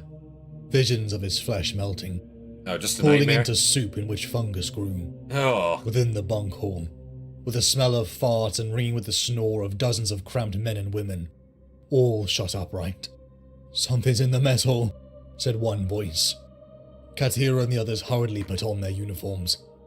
Lasguns snatched to hands as they pounded down the dust-filled corridors. 5 men deep, Katahiro poured into the open hall, the only light from dull orange lumens set into the walls. Barely enough to see the vague shapes of the furniture. "First and third squad with me. Second and fourth that way. Fifth, hold the rear," barked their commanding officer. They were all veterans by now. Seen and fought things most could scarcely fathom in their darkest nightmares. Yeah. But Katahiro felt the hair on the back of his neck rise. The scent of damp, of soil and vegetation grew. There seemed to be a growing shimmer in the air, small lights dancing. The smell of nature grew stronger as their squad pushed in further. I feel like they're about to get ambushed by like the Warhammer equivalent of a fucking clicker here or some shit, dude. Like, it's gonna be bad. The smell of nature grew stronger as their squad pushed in further. Katahiro thought he heard the sound of wind in trees, the rustle of leaves and the creak of arboreal giants. A barely visible shape began to coalesce from the light. A human shape that reached out a hand to them. It was mesmerizing. It felt like peace.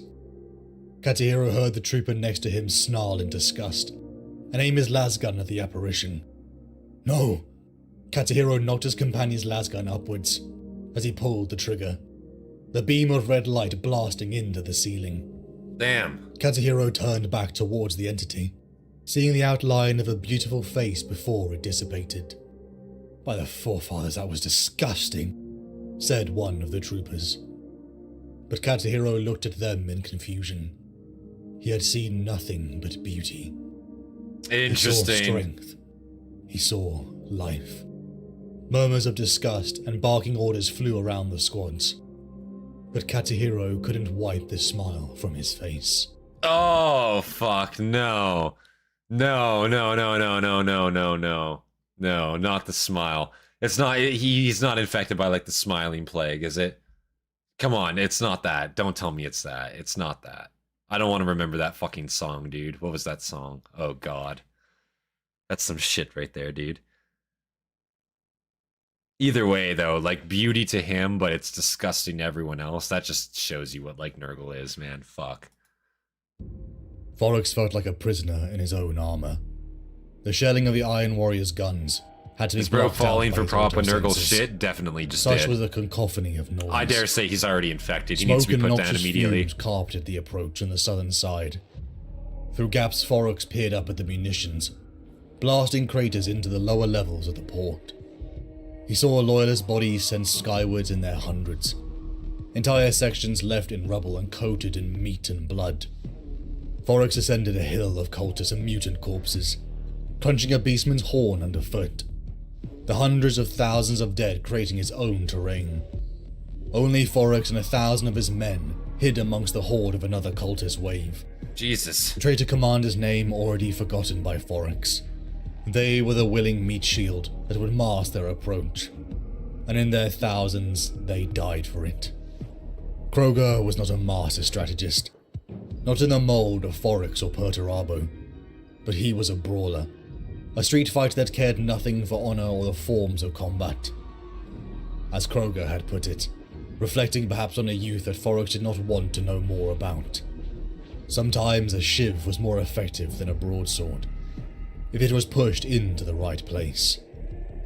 The survivors, after hours of bombardment, reached the lower levels. Troglodyte mutant Ogryns larger than even legionaries, smashed at side doors with gleaming mauls and hammers. You just used the word troglodyte unironically there. It's kind of funny. Violet innards. The fuck?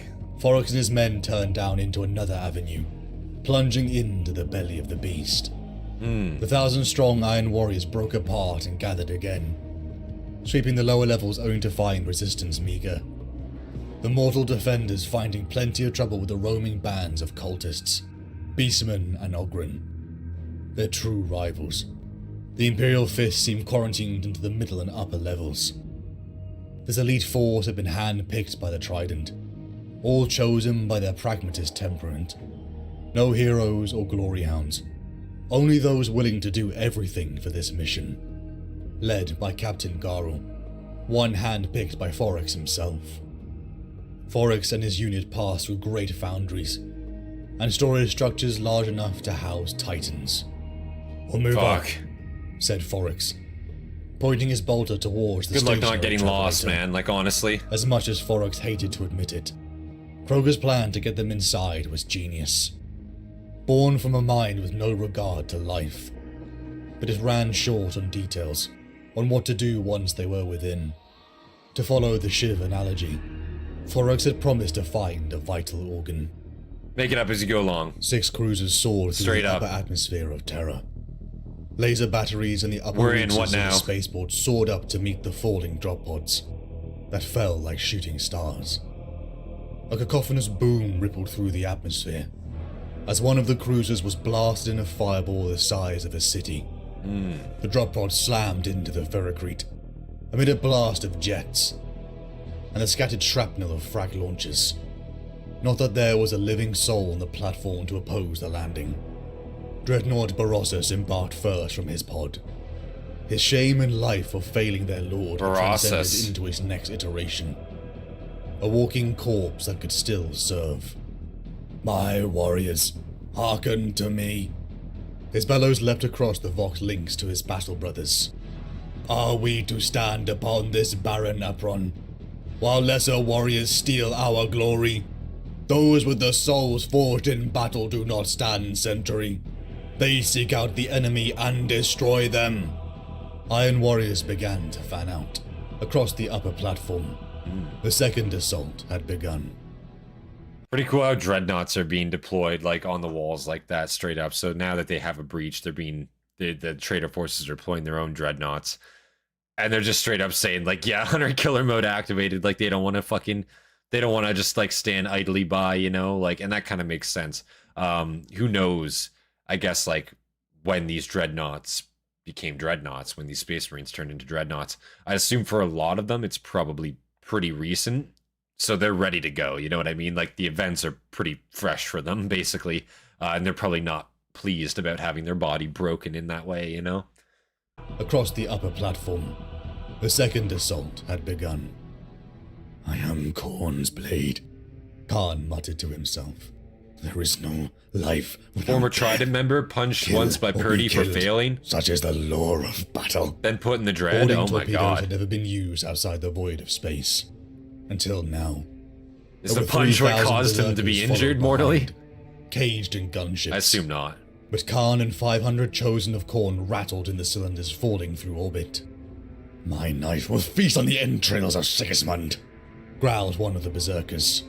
"If the Blade of Dawn is there, he is mine," snarled Khan. His fingers flexed around the haft of Gorechild. "I'll kill any that challenge my claim." Again, their thoughts turned to blood and skulls. Little thought given to the insanity of their plan. 10 seconds. Purdy pulled the punch and that's Calm what put him down. there? Fuck. Khan shook violently. Got in his punched seat. by a Primarch and put in a Some would dreadnought. die Oh my before god. they even landed. Mortal wound. Lights flickered from amber to red. Melter shots fired as the torpedo drill activated. Finally, they stopped. The restraints exploded upwards, and Khan was out of his seat. plasma pistol in one hand and Gorechild in the other. Khan felt the nails bite as he sprawled out into a gunnery tower. Petrified guards attempted to raise their lasguns as Gorechild flickered out. More impact sounded as the rest of the World Eaters unloaded onto the spaceport's upper levels. Aemon Taramakian stood within the mess hall of the Administratum building, situated near what the locals had dubbed Poxville. Without his custodian armor, he brushed bare fingers across las burns on the wall, where the trooper had missed the reported apparition. He closed his eyes. Khan is more loved by Khorne than Angron, just saying. I agree with that 100%. Had visited this place. Angron doesn't give a shit about anybody. Here, of all places? Khorne fucking respects those that perform. Began to pace the Khan quarters, performs. utilizing senses that went far beyond the mortal man. He realized there was a blind spot. There was a void of about 4 meters square next to the kitchens, right behind the wall where a banner hung over. If Purdy hit him full on, there wouldn't be much left. He'd just carefully, pop. True. Tracing his fingers along the side. I just imagine it's just like a fucking not like a simple like sternum punch, you know what I mean? But because of the force of the fact that he's a Primarch, all the force just transfers to his chest, from his chest to his fucking head, and his head just fucking explodes. Rockets, hits the ceiling, dude. Oh my god. It's like a Kurt Cobain like 2.0. That shit's crazy, you know? Fuck. Hung over. He moved the banner carefully. Skull just tracing his rockets fingers to the along ceiling. The sides of what appeared to be a false door. It clicked and swiveled in its center. Signal Regent Malkador, he boxed. Tell him that I need him to come to the quarantine barracks immediately. The Lectitio Divinitatis, said Aemon. Malkador the Sigilite peered around the chamber. It was a humble assortment. A pair of plain brass cups, cheap wine, and a copy of that book. The original had been penned by one that stood against them, traitor and Primarch Lorgar Aurelian. Throughout the Great Crusade, it has spread in the shadows. Even here on the throne world, where the War Master sought the end and the death of the Master of Mankind. We have known the cult of the Emperor has been active in the Imperial Army for some time. This is not a revelation, said Aemon. The Lectitio Divinitatis is even more widespread in the civilian population. Efforts to curb its influence were suspended when the siege began. Yes, resources better spent elsewhere. I recall being at the Senate when such decisions were made. Oh yeah, Malkador? The shrine was concerned. What were your thoughts on them? But what troubled Aemon and Malkador was a trace of ice upon the walls. A residual effect of psychic power. Something that should have been impossible within the Emperor's wards. This worship of the Emperor is forbidden, said Aemon in disgust. Monarchia was destroyed, and a whole legion of Space Marines chastised for misplaced piety. The Emperor has made his thoughts on the matter very clear. I was at Monarchia too. I need no reminder of what the Emperor thinks about divinity, snapped Malkador. And yet we cannot fight our own people at the same time as we combat Horus. Practicality necessitates some leeway. Leeway is just a euphemism for a weakness that can be exploited, said Aemon. Our war cares little for— What the fuck is he arguing right now? Like, look at this situation. Like, Terra is under fucking siege directly here. Like, what are they gonna do? Start, like, branded— like, is he actually advocating for, like, we need to start cracking down on the worship of the Emperor today, right now? Like, right now. Like, there can be no, like, you know, I don't want any heretics in my army, you know? If depending on their willing, you know, regardless if they're willing to die for the Emperor or not, doesn't matter. We're just gonna execute them because they believe he's a god. Like, now's not the time. I'll be real with you. Not during the Siege of Terra. It's not the time. I agree with that. But he is right. It is kind of like a half measure, that being said. Especially if they've known about it for quite a while and they haven't done anything about it, you know? Yeah, that's kind of an oof. That can be exploited, said Aemon. Our war— He's really arguing with Malkador? Yeah, I thought that was crazy too. Like, who the fuck do you think you are? The proximity to Poxville may be linked, Malkador pondered. Like, you are arguing with the Malkador. Get the fuck out of here. Problems to attend to than this. Go sweep the floors. Do something fitting of your position. You know what I mean? Like, and investigating this cult in Aemon's hands. The cult is secretive. It will take a long time to make progress into its workings, said Aemon. There I may be of further assistance to you, Aemon, said Malcador. Someone with an inside knowledge of such things.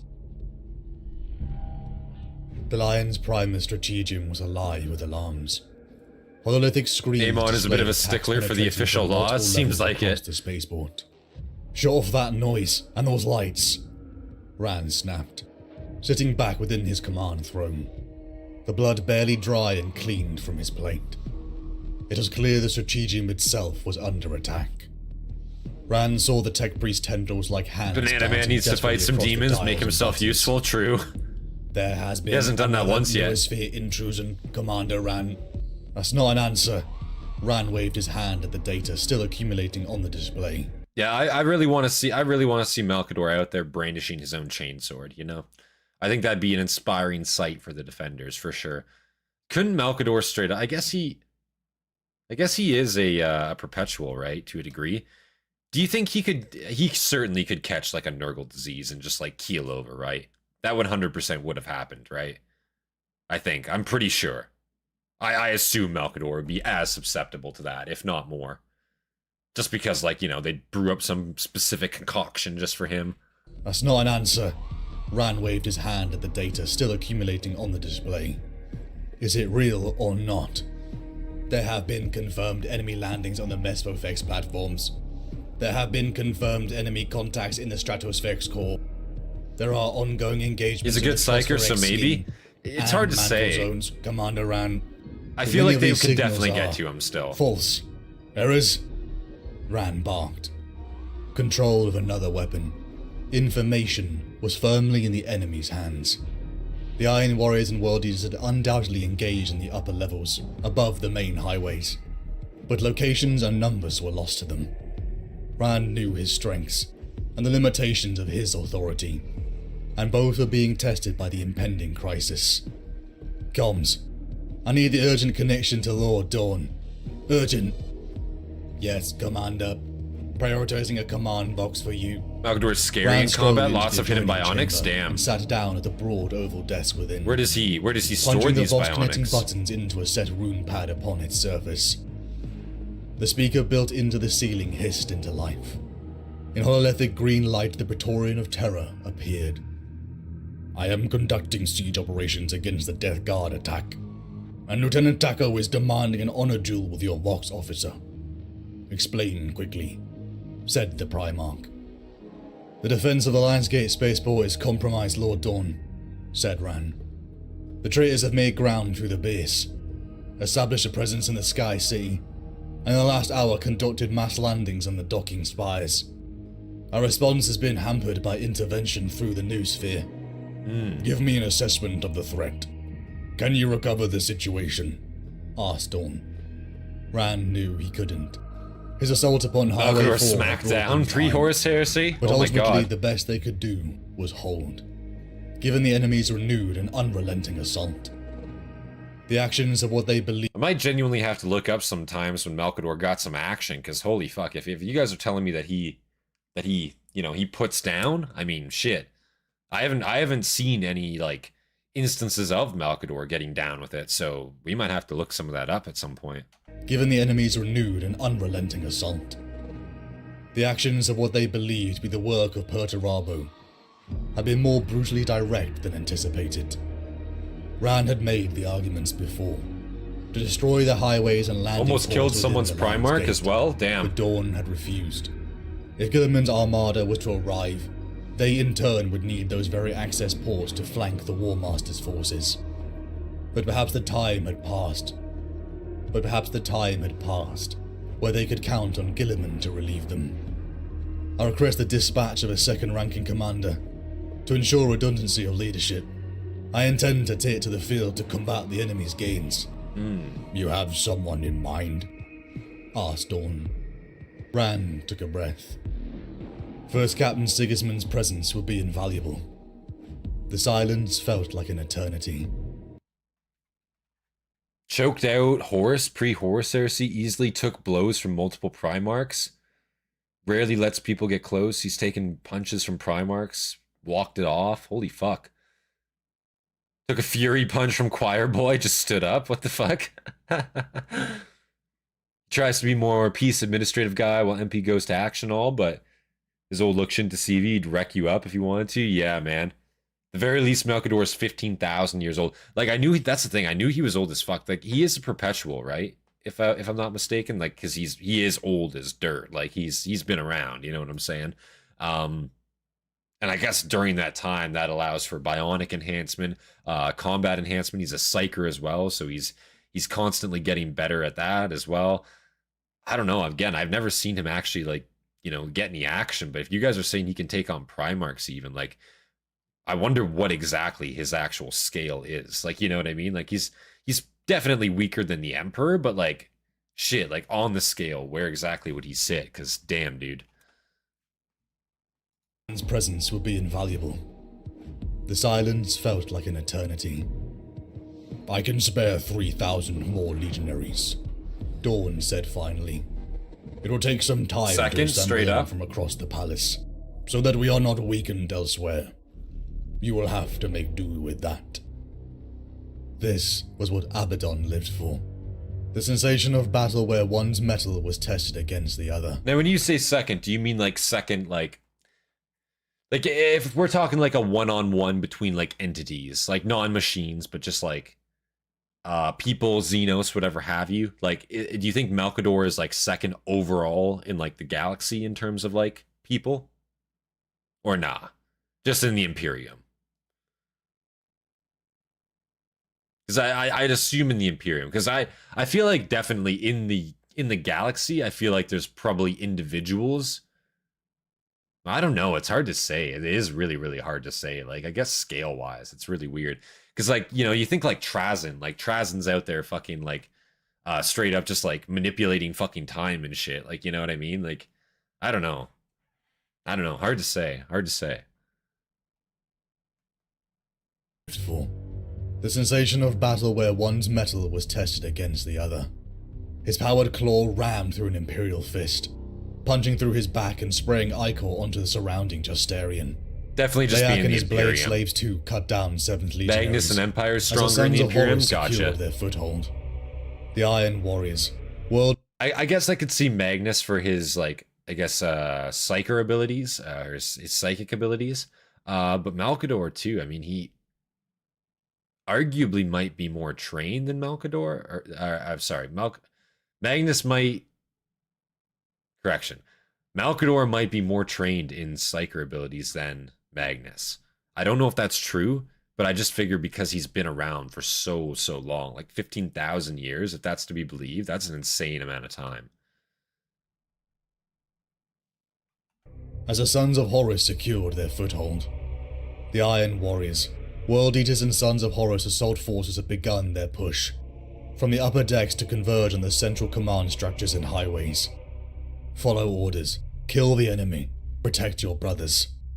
It felt like a welcome breath of fresh air, from the stink of chaos that infected the War Master's court. But what stung was that the order had been given to Zardu Leyak by Horus, circumventing the first captain. But Ezekiel Abaddon, first captain of the Sons of Horus, the right hand of the War Master, and victor of countless campaigns, had not come to Terra to watch others overthrow the Emperor. He would sooner die in battle than see a word-bearer sorcerer lead the first of his battle brothers into the Imperial Palace. Black clouds arced from Leyak's stave, blinding the last handful of 7th Legionary survivors holding the gate. The Apostles' blade slaves swelled with creatures within their skin leapt forward, and eviscerated the last of them. Secure one of the orbital auger channels, Abaddon told one of his Terminator-armored legionaries, fanning out into the next chamber. Over here, First Captain. What are the One of his psyker abilities? Justarians replied, indicate Essentially, psyker abilities, it's basically like, so you know that warp we talked about before? It's basically human individuals that are basically able to access that warp and basically draw power from it into the material world. But doing so is very, very fucking dangerous. Because there's evil gods that live there, that reside there. There's demons, there's beasts, you know, there's there's shit in there that wants out, and so when you open yourself up to the warp, i.e. use these psyker abilities, if you're a human that's able to do that, it's already very rare that humans can do that, kind of, in a sense. You're kind of opening yourself up as like a conduit, in a sense.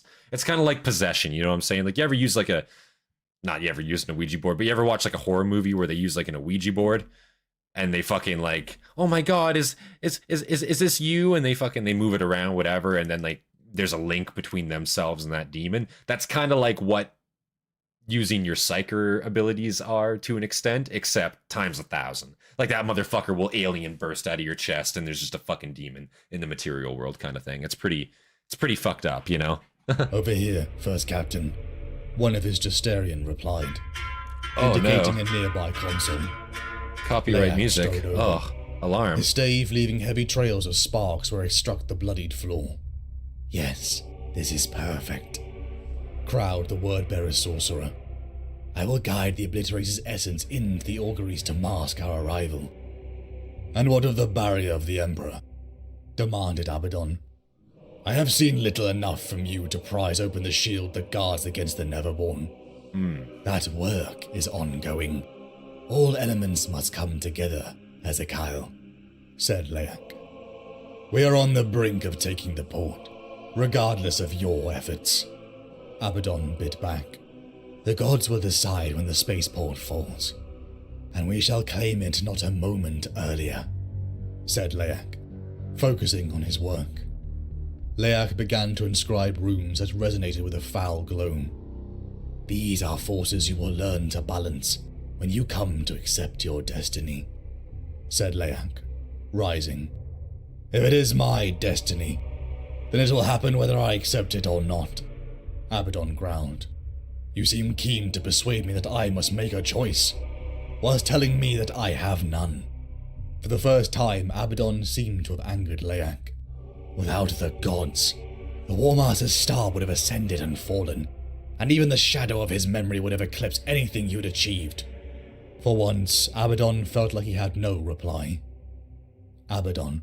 Shocking. Leak, Abaddon and having no 3,000 reply? Justerian Crazy. Terminators made to push on. Kroger's own force had landed, and pressed forward quickly towards the inner sky bridges. They would need reinforcements for their overextension. Sanctum Imperialis, Central Zone. Custodian Ammon entered into the sanctuary filled with refugees. According to Malkador, his contact with the inside knowledge was placed here, at the heart of one of the growing cults of the Lectitio Divinitatis. The noise of bombardment, the smell of smoke and munitions never ceased, especially now the traitors had assaulted the Lionsgate spaceport. His Voxponder had come alive with a voice. I have agreed to help you navigate the labyrinth of the Lectitio Divinitatis. Conditional upon my aid was Malkador's promise, that nobody within the cult will be prosecuted unless found guilty of some greater crime. You are here to uncover the source and scale of the demonic intrusion, not to wage war upon the Lectitio Divinitatis. I do not take orders from political agitators, nor does Malkador's oath bind me, Amon had responded. He made his way to the 4th floor, through the throng of the desperate. It was a misconception that custodians were immune to human emotion, for the sight of millions of sick, wounded, starving and disheveled citizens of Terra stirred Amon's heart. But simply all things orbited his Amon one got closer central than any other purpose, custodies to assassinate Big E protecting than the any Emperor. other custodies. Finally, Amon caught With sight his run of the his blood contact games. Oh, and okay. recognized her instantly. So he actually fucking like almost got to the Emperor and almost assassinated him. Because that's the thing with the trial, with I guess the training trials of the custodies, right? Is they actually have to attempt an assassination on the Emperor himself, and that's to try to find flaws within the Imperial Palace. Very, very fucked way to do it. Do you think like that's actually their mission statement? Like, oh, got within striking range? Really? Wow. Wow. So is their job, like, are they actually trying to kill the Emperor then? Like, if you know, if they get close enough and they get the chance, like, they're actually trying to do it, is that true? Or is it more just, like, to see how close you can get? Practice started by Alfarius? Yes, I do recall that. But I figure, like, damn, like, there's no way they'd actually try to take their shot on the Emperor, right? I mean, maybe they would. Maybe they would. That'd be quite the bragging rights. I mean, they don't really have a job if the Emperor dies, though, right? Like, is my only thoughts. Aemon caught sight of his contact and recognized her instantly. A woman of middling years was standing there, looking directly at him. She was blonde, pale-skinned, dressed in a long skirt of light blue and darker blue blouse. It was she who brought news of the War Master's betrayal nearly a decade ago. She who many called Saint, Euphrates Keeler. They had surrendered the greater part of the palace. Hey, good to see you, Colton. humans, Thank you for tuning in, man. overseen by Malcador, though not wholly mortal in body, certainly in mindset. It amazed Aemon even now to think of the sprawling other world, a few kilometers beneath his feet, past the walls and gates and bastions of the Imperial dungeon. It also gave him pause to recall the limitless horde of Neverborn that waited below, closed off from Terra by arcane machines and the will of the Emperor. The traitors did not need vile rituals to summon their unnatural allies. A legion of the warp tested the defenses constantly, a whole dimension yet a paper breath away. I see the float stone of a War Master's pride. 7 years ago, the Imperium was turned upon its axis by the selfishness of Horus. That moment has led directly to this, and every suffering felt here, every hurt upon the people of the Emperor that has followed, can be laid upon him. That's Keeler true, said nothing in kinda. reply. Rogel Dawn had come to turn the palace There has been a lot into of fucking fortress. death and torture because of Immense Horus walls, only. domineering towers and buttresses by the thousand, had strengthened the Sanctum Imperialis, and about it the Wanted great to see how curtain far they could get. fortifications of the Stop Eternity before Wall. actually doing it. I got And the you. Ultima Wall had been raised and widened. That makes sense. Each stretch a city-state in its own right. Yeah, they're kind of out of a job if they kill the Emperor on their trial run. The latter were eventually given guns and became soldiers, ordered to defend the ramparts their hands had built. Aemon What had the fuck? changed with it, yet all remained constant at his core. Through the blood games he had learned of the ever-shifting societies and ecosystems that existed both in the center and the fringes of the Imperial Palace. Some things never changed, like the demagogues and black marketeers and gangsters. Only the means of trade, threat, and payment altered with the passing decades. And in the last months the palace had metamorphized into something new again. His presence caused some reaction, a stirring among the listless crowd. But this close to the Sanctum Imperialis, the presence of a custodian was not even rare, even if it was not commonplace. A few desperate souls called out for petitions of aid, the more unhinged demanding audiences with the Emperor himself. What the Others fuck? approached with thanks for the custodian's vigilance, mistaking his presence for one of the irregular patrols throughout the growing encampments. It is no surprise the dispossessed have a ready ear for the sermons of the Laetitia Divinitatis, he said, to the self-professed Holy Lady of Terra. When one has no power, one will seek hope from any source. Indeed, said Keeler with furrowed brow. Very easy to see why, like, the Imperium religion would come to fruition, especially during this point, during the Siege of Terra, because, like, yeah, man, like, everyone's fucking super depressed, everyone's dying, you're getting shelled day and night from the sky, you know, the sky is literally raining fire down on you, there's plague, there's disease, there's walking fucking corpses, like, invading your city. Yeah, man, it's a bad time. People need something to believe in. And right now, faith in the Emperor is all that people really have going for them. It's all that's keeping them going, really, you know? And damn, you know, it's also kind of crazy to see, like, they're so close to the Imperial Palace, so within the walls at this point, that custodians aren't even necessarily rare at this point. People see them and they're like, oh shit, but they're not like, you know, like they've mistaken him for a regular patrol because there's other custodians in the area. It's kind of weird, you know, to hear that, but it makes sense. And I guess there is a lot more custodians at this point too, right? To be fair. Hope from any source. Indeed, said Keeler with furrowed brow. They passed across a square dominated by a wild bonfire, Among the flames, Aemon recognized the broken shapes of shelving at Administratum lecterns. The building on the far side was a counting house, the windows long since broken in, the contents looted. Makeshift lamps flickered inside. At this point, 90% of the custodians are dead. Fair enough. If these impoverished folk do not turn their thoughts to worship of the Emperor, where else might they seek succor? You do not understand the extent of the folly, Aemon told her. I have witnessed firsthand the darkness of the warp that can consume a soul. You forget that I saw the War Master fall prey to that same delusion. Literally. All the more reason that such knowledge should not be shared widely, Aemon told her. He stepped carefully over blanket-wrapped forms. Only the faintest of movement showed them to be alive, not dead, in the grip of deep fatigue and oblivious to everything else. To accept his own divinity does not suggest any other exists, countered Keeler. Where did you hear such a thing? Aemon asked sharply. Keeler pulled out a book from her bag over her shoulder, and Aemon did not need to look at it closely to know that it was the Levitio Divinitatis. Where did you get the that? wisdom in these pages. Yet it is a sentiment that fell from the lips of Lorgar, one who has long since passed from veneration of the Emperor to a far darker life. Knowledge is power, ergo ignorance is weakness. It is a battle into which the Emperor would have his servants go unprepared and unarmed. It is any wonder that so many have fallen, when it appears to them that the Emperor deceived them. The Emperor is above judgment. I have walked beside him many times. But that's not how the regular people will see it. His mind in these matters. Yet you are sure he would condemn my faith. Yeah, see, that's actually an interesting point, right? Like, I've walked beside him. The Emperor's above judgment, all this, that, the other thing. Sure, if you believe the Emperor's above judgment, then find a way to get the common people to also believe that. How do you do that? A faith is a great way to start, you know? Just saying, damn, dude. Actually a great way to go about it. Just saying, you know, if you die, you know, the Emperor protects, all that nonsense, right? Damn.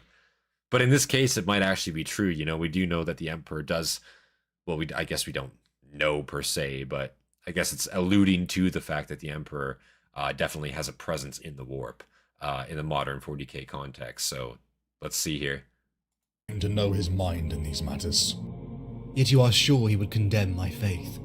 To accept any superstitious nonsense invites speculation and unreason.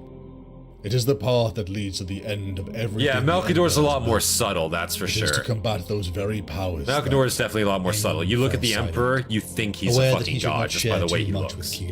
Straight up. She had a unique perspective on the events around Horus. But the secrecy of the webway and the Emperor's true goals was inviolate. To know is to be tempted. I know. And I am not tempted. Keeler stopped at the steps into the portico of the Administratum building and looked up at Ammon's face.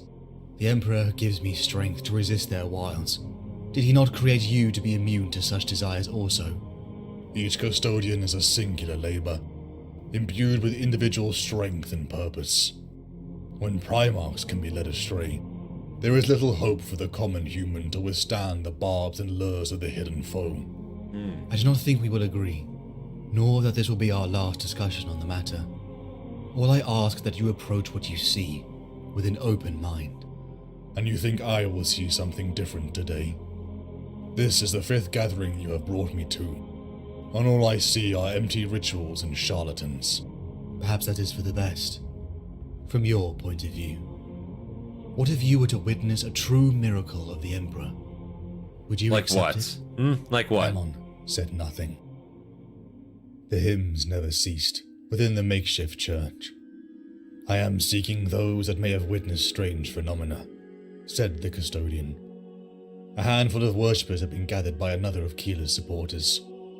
Are these fucking gun turrets? Is that what those are? They look like fucking turrets, like straight up. That looks crazy. My iterator to the War Master himself, Kirill Sinderman. A shared vision or dreams, perhaps. Voices, images, anything that cannot be explained by natural law, asked Aemon. Like signs of the Emperor? Asked a young mother.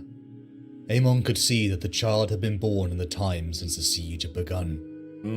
His father fights on the walls, the woman said proudly. stroking the babe's cheek. At least, You did fight on the walls. he did when I last heard a month ago. Yeah. I pray to the Emperor to see him safe through these trials. No. I don't suppose you could get word of him? I do not think it possible, said Aemon kindly. The Lightbearers, said one of the parish. There's that new law, claiming that this Olivier can heal the sick. Aemon looked to Keeler, who in turn thanked the congregation, offering praise to the Emperor for their help. My thanks for your assistance, Aemon said. He turned to depart with Keeler, but stopped. He would play no part in fanning their delusion, but he would not take away their hope. He looked back to the congregation. This time shall pass. The Emperor will prevail, he said.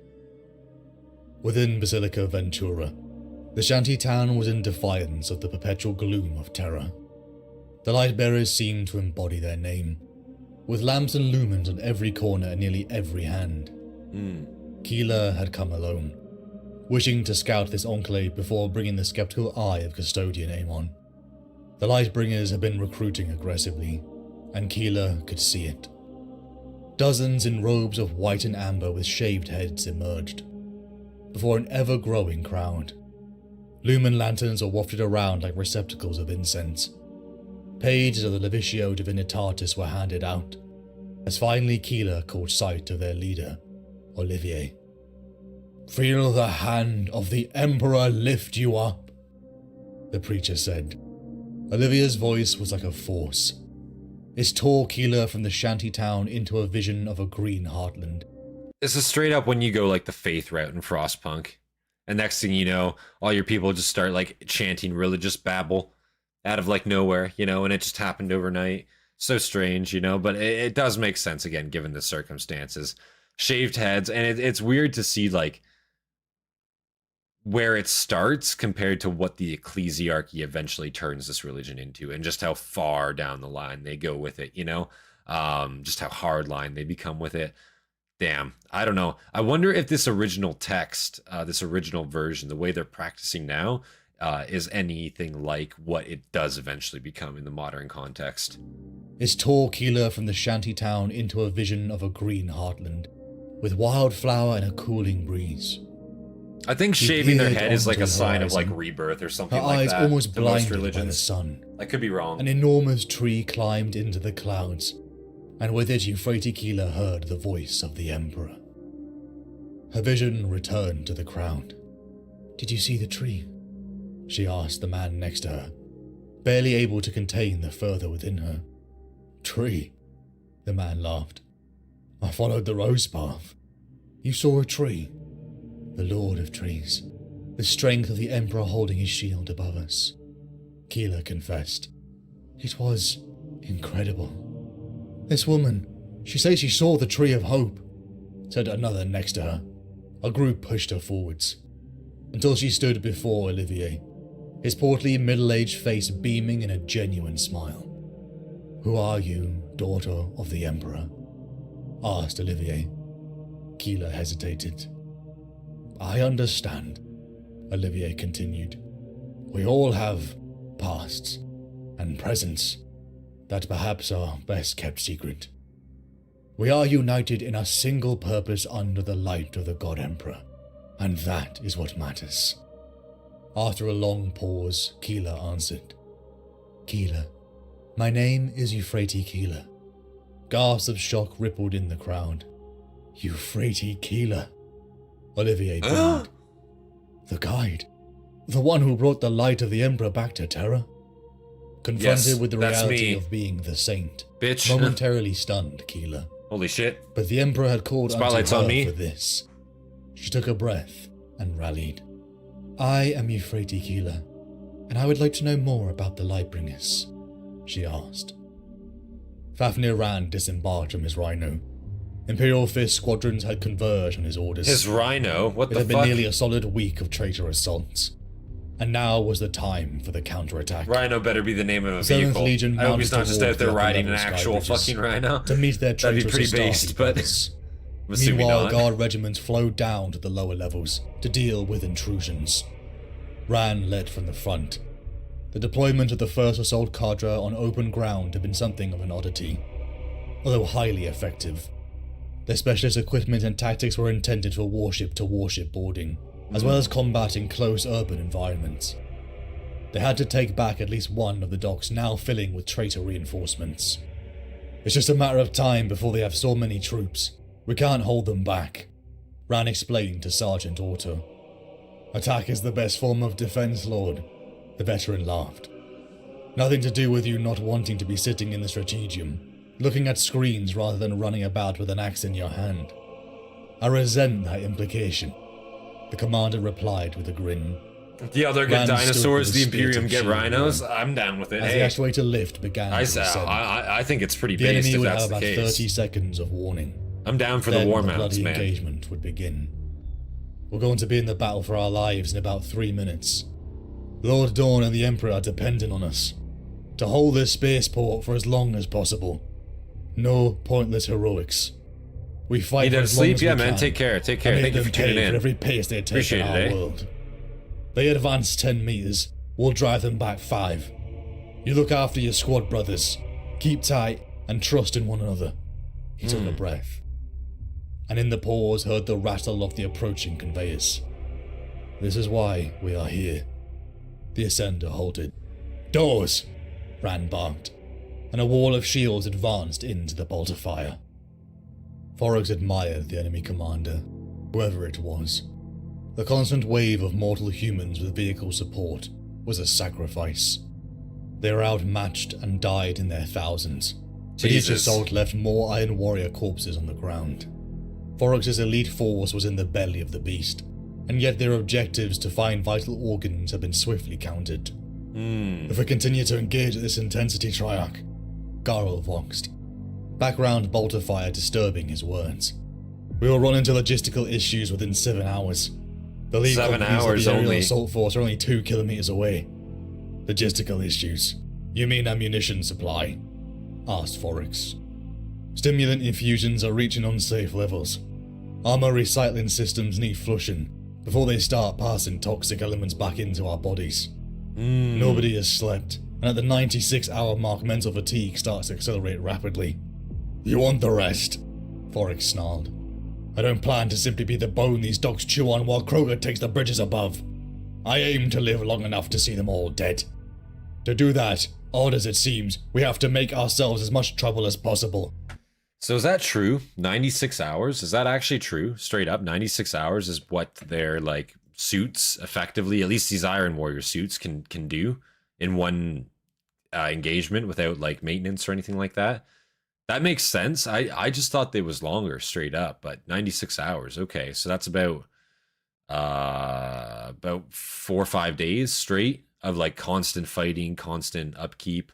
Depends who's writing the lore at the time. Okay, I see. Is that just very much like a lore writer, story writer decision kind of thing? Okay. That makes a lot of sense. Damn, dude. Damn. To do that, odd as it seems, we have to make ourselves as much trouble as possible. We're not getting out of here alive by ourselves, Garl. We need that relief column. It's no good to us all if we're dead when it arrives, Garl voxed. If I relocate westwards by 300 meters, there is a maintenance conveyor shaft. We can flank the defense of the plasma conduits. Forex relented. I will pull back my company on the left as a feint, Forex replied.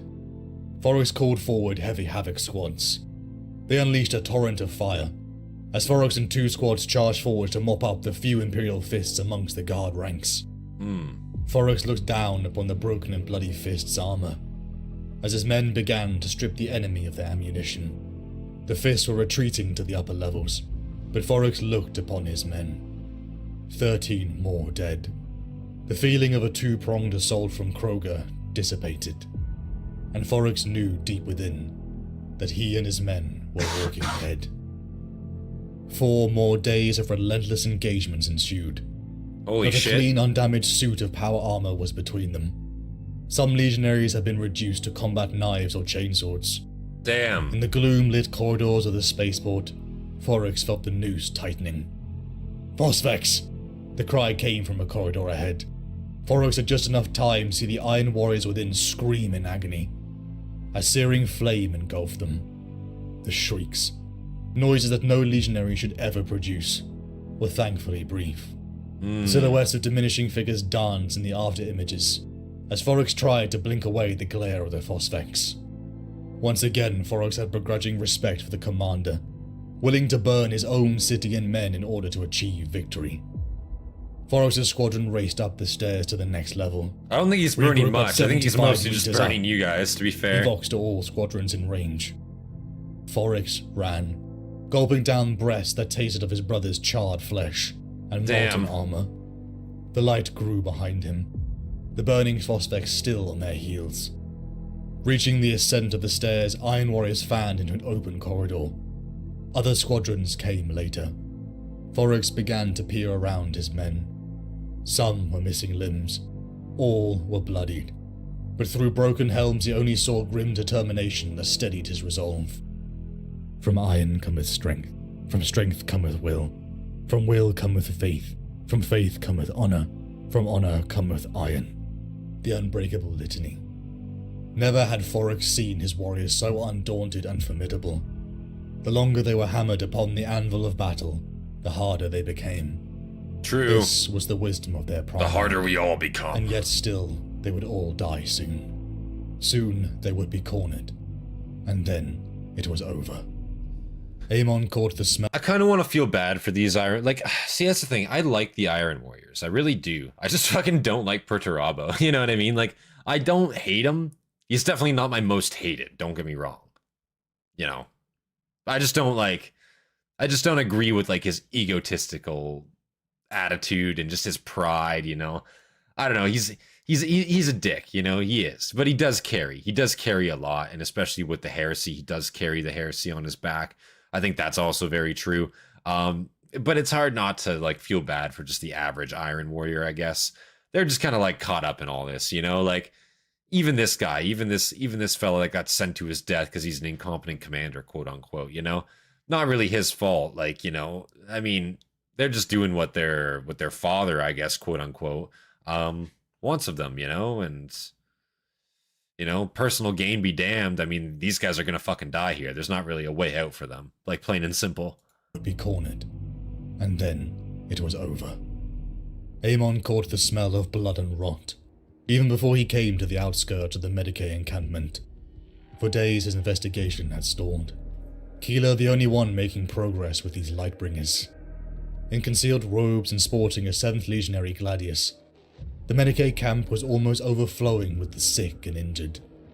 The smell of urine and feces haunted many sections, and the wails of the dying never ceased. It didn't take long for Aemon to find the makeshift shrine within a central ward. From the shadows he observed civilians and guard kneeling, singing hymns of praise as one led from the front.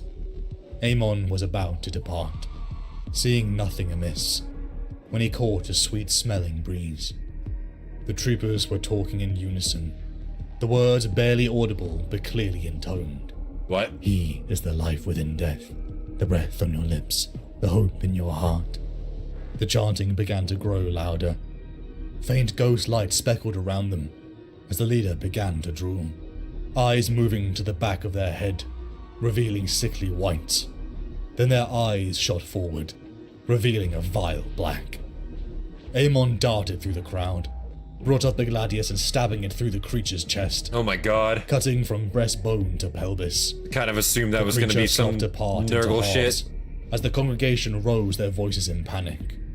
"Nobody leave," Aemon bellowed, drawing back his hood. "I am Custodian Aemon Taramekian, and by the authority of the Emperor you are all under arrest." Damn, Aemon dude. rarely raised his voice, and had made his objection to the growing cult very clear. Malcador flanked by Aemon, Keeler and Cinderman strode along the walls of the Exultant Zone. A cordon of Imperial fists separated as they entered into a command tower, where Constantine Valdor and Rogel Dorn stood, the Praetorian flanked by his first captain Sigismund. "Captain General, I know what occurred in the hospital," said Aemon. "Coupled with the evidence from the quarantine banks, it is obvious that there is a link between the rites of the Levisio Divinitatis and demonic activity. And what do you propose?" said Malcador. Total wanker, gets the job done. Yeah, very true, very true. He's I am not certain a effective. purge Yeah, of at his times. peace will be productive, But even if possible. it's mostly his The legion. siege is too that gets finely it done, poised not to him. risk immense resentment amongst a significant swath of our soldiers, Hate This is working not a near someone like discussion of Perturabo? prosecuting Yeah, the it's the war. worst. but of guaranteeing the sanctuary of the... Again, he would be an awful person to like lead you, an awful person to work for. Again, I think it's his legion that carries it, not him himself. You know what I mean?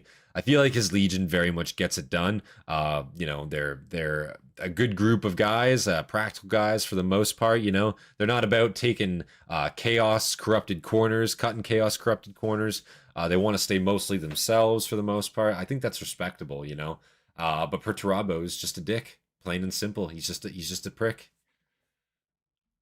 This is not a discussion of prosecuting a law, but of guaranteeing the sanctuary of the Imperial Palace, said Valdor. I cannot spare any warriors, said Dawn bluntly.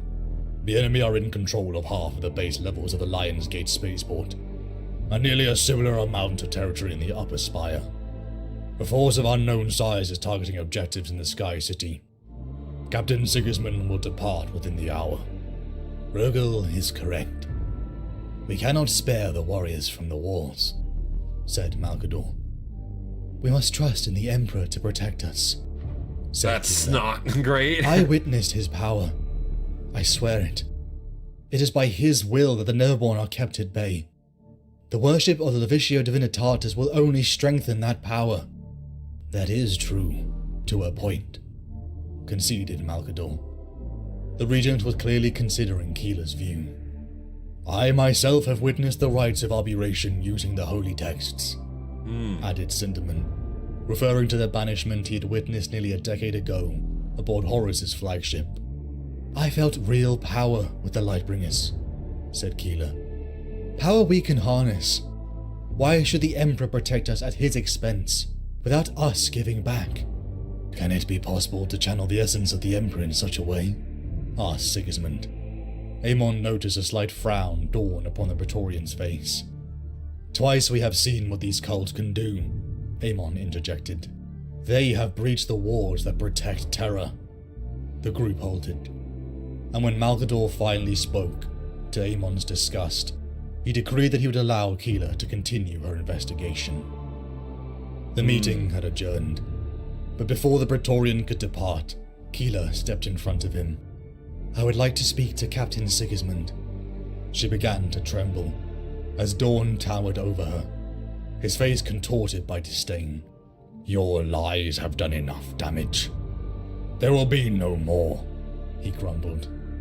I have not lied, she said defiantly. Is it not true that had he travelled to far, Sigismund would now be amongst the thousands of dead? He is no better than those that gave their lives, Dawn retorted. Now he thinks himself special, weakened by your delusion. He took the coward's choice. Keeler turned to Sigismund and caught his gaze. The Emperor has need of you, Sigismund. No more, Dawn bellowed, poised ready to strike. He is not your... Dawn's sounding like an awful bit of a hater here. I'm just saying. Like, Sigismund's being all amped up, and he's just like sitting there like, no, you're being lied to. You don't listen. No. son. You're not special. He is the Emperor's, snarled Keeler, shocked by her own bravery before the son of her god. That is kind of crazy. Your brothers. I hear they've become something else, have they not? What is it that stays their advance? A psychic shield, or the soul of the Emperor? Bright and hot to them, as the Astronomicon is to the Navigators. She made one more entreaty to Dorn's being a bit of a prick, he Who will is. face those champions of the To Dark Sigismund, Powers? nonetheless. Like, The Emperor needs his own. not And really a through need me for has that. guided your step from disaster to stand here upon the walls to face them. Sigismund said nothing. Listening to Keeler's words years before had cost him his father's love. But there was something there. A voice that spoke deep within him. That Keeler's words beat in rhythm with his own heart's. Sigismund turned, heading towards the stormbirds that would deliver him to the spaceport. Work with the custodians, Dawn whispered dangerously. If I learn you have spoken to any of my warriors again, Malcador's protection will not keep you safe. Oh my And it will god. not be imprisonment that silences you. Holy shit, An Darn. impressive gathering, What the fuck? said Cinderman. Literally Through cracked unnecessary, window but panes, whatever. Keeler stared out to the throngs of humanity gathering in Like, the same upper side, reaches of motherfucker. Basilica Ventura. Here because of you, Holy One, said Olivier. Word spreads that the emissary of the Emperor graces the light bearers with divine blessings. Blessings is not mine to deliver, Keeler warned him, gently. Only the word of the Emperor. Of course, conceded Olivier. Would you address the congregation tonight? Olivier asked. Keeler refused, for the Lightbringers were his congregation, and because of her orders from Malcador, she was simply here to observe, to collect evidence that the existence of the cults were a net benefit in the Sigillites' eyes. The traitors are pushing hard to take the spaceport, said Cinderman. It may only be a matter of hours or days before they are at the Lion's Gate itself. A Minutes. victory that would have been far swifter, if not for the protections against the Neverborn, Keeler replied. If only we had... It had not all wait. been in their favor. Never mind. For Custodian Amon still presented reports of ghostly sightings. Keeler and Cinderman left to join Olivier. who I was now gonna preached to shit tens talk of her, but thousands there's nothing within to the shit talk quarter. her on. Keeler It was stood to the unjustified, side, admittedly. and just as before, Olivia's words drifted her into the garden vision. She felt the presence of the other worshippers around her, but drifted towards the arboreal emperor in the clouds. Malcador kind of wanted the Emperor to be She worshipped. tried to get closer to the... I feel like from what we've seen so far, like Malcador hasn't... The information that worship was taking place was brought up to him, and he briefly just like said, oh yeah, we had better things to worry about. Sorry, we'll get to it when we get to it, kind of thing. It definitely doesn't seem like he's inclined to stop it at all, which is kind of odd. You would definitely think that he would be on top of that, right? If he's a loyal subject of the Imperium, which like we all know he obviously is, of course, but damn, you know, you definitely think he would be more on that if he was concerned about it, if he saw it as a threat. He clearly does not, that's for sure. towards the arboreal emperor in the clouds. She tried to get closer to the tree of life, but found her footsteps didn't draw her any No, nearer. when the enemy are literally at the gates, that's She what I tried said, to yeah. sprint to it, I agree. yet still its glorious image never moved. This was a place of faith, and through faith she knew that one day she would climb amongst those branches and know the embrace of the heavenly leaves. Abaddon led from the front. The sons of Horus fought amongst great foundries, blockaded with Imperial fist lines. Bolter, sword, and power claw reaped a bloody toll, as the least terminated Asterian line smashed into redoubts and barricades. Clearing another factory level, Abaddon took pause, checking his ore specs and reading the new incoming waves of 7th Legion. "Why do you pause now?" asked Leak, his blade slaves picking through the fallen enemy, plunging sword limbs into each. You have the momentum. Abaddon regarded Leak for several seconds, deciding whether Leak was even worthy of response. "Only days ago," Leak continued, "you lamented that the Iron Warriors risked failure by their inability to seize the bridges. Now you spend your warriors clearing out maintenance sheds and transit terminals. I've had a change of heart." Abaddon finally spoke. "A longer view." The amber waves of Marines burst through in the distance. Abaddon raised his bolter as Leak joined next to him, hurling arcs of black psychic fire. "Perturabo wants to seize the spaceport to bring Titans for Malcador Horus. started pushing it for... It has not fallen quickly enough. For once, Every it Imperial looked like fist they that might dies here lose. is one Okay. less to defend the wall. The Time current is Imperium our was enemy. Malcador's backup You plan. know this. The word I wonder if that's true. Like, it was, I guess, to an extent, but like, I don't know if the extent it got to was his backup plan. Does that make sense?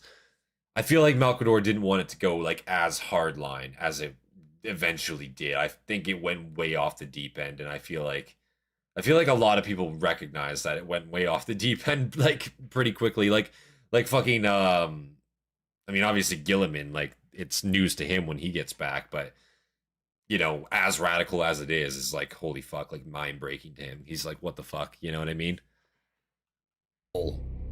Time is our enemy. You know this. The word-bearer thrust his staff forward, and his blade slave stormed ahead. The arrival of Guilliman, the Lion, and Russ is not the only factor, Leak warned. You have seen the toll paid by your master. To channel the energy of the true gods, every day he must contain their power is a day closer to his ruin. The image of his father so weak upon his throne. It's not a state religion right now? Yeah. It's not state religion right now. It's definitely more like a cult right now. For sure. Like it's like back alley, you know, it's not back alley now anymore. But ideally it would have been like back alley, like back streets kind of thing. They know what's happening. They're not really breaking down on it. Secret shrines, maybe like secret gatherings kind of thing. Definitely is not like state endorsed to the point that it will be very, very shortly here. The image of his father so weak upon his throne came to Abaddon. Enormous detonations erupted on the enemy's position. Abaddon and Leak turned to face the growing growl of vehicle treads behind them, from a land raider covered in hazard stripes. Shortly in like the emblazed context silver of like skull 40k. the 4th Legion, Of course. Kroger emerged. Warsmith Kroger, said Leak, come to welcome the right and left hands of Horus. In cataphracti plate, one of Perturabo's tridents stopped before Abaddon and Leak. Captain Abaddon, Kroger grunted, raising his fist in salute. Warsmith Kroger. Abaddon touched a finger to his brow in return. I was not expecting you. Been looking for you, Kroger replied. Came here to see what all the fuss was. Kroger took in a shuddering breath. Here you are. Haven't heard from your Legion command since you captured the Upper Censoria. I am the Sons of Horus Command, Abaddon said pointedly. I choose our objectives, and the manner in which we all achieve them. I'm not here to tell you otherwise, said Kroger. You're Ezekiel Abaddon. If you find yourself wanting something to do, I think we can stop this counterattack within the day. Kroger turned to Leak. You must be the Crimson Apostle, the Warmaster's demon caller, Kroger said nonchalantly. The insult prickled at Leak, as Abaddon barely hid his amusement. He and the Apostle had fought side by side since the Solar War, even saved each other's life. Yet Abaddon felt no love for the Apostle and his ilk. He hated more Leak's influence upon the Warmaster. I am the spiritual aid of Horus Lupercal, prophet of the dark gods, lord of mysteries, said Leak. Have you broken the Emperor's psychic shield? It's a lot yet? of titles, man. Kroger interjected. Nope. The process is ongoing.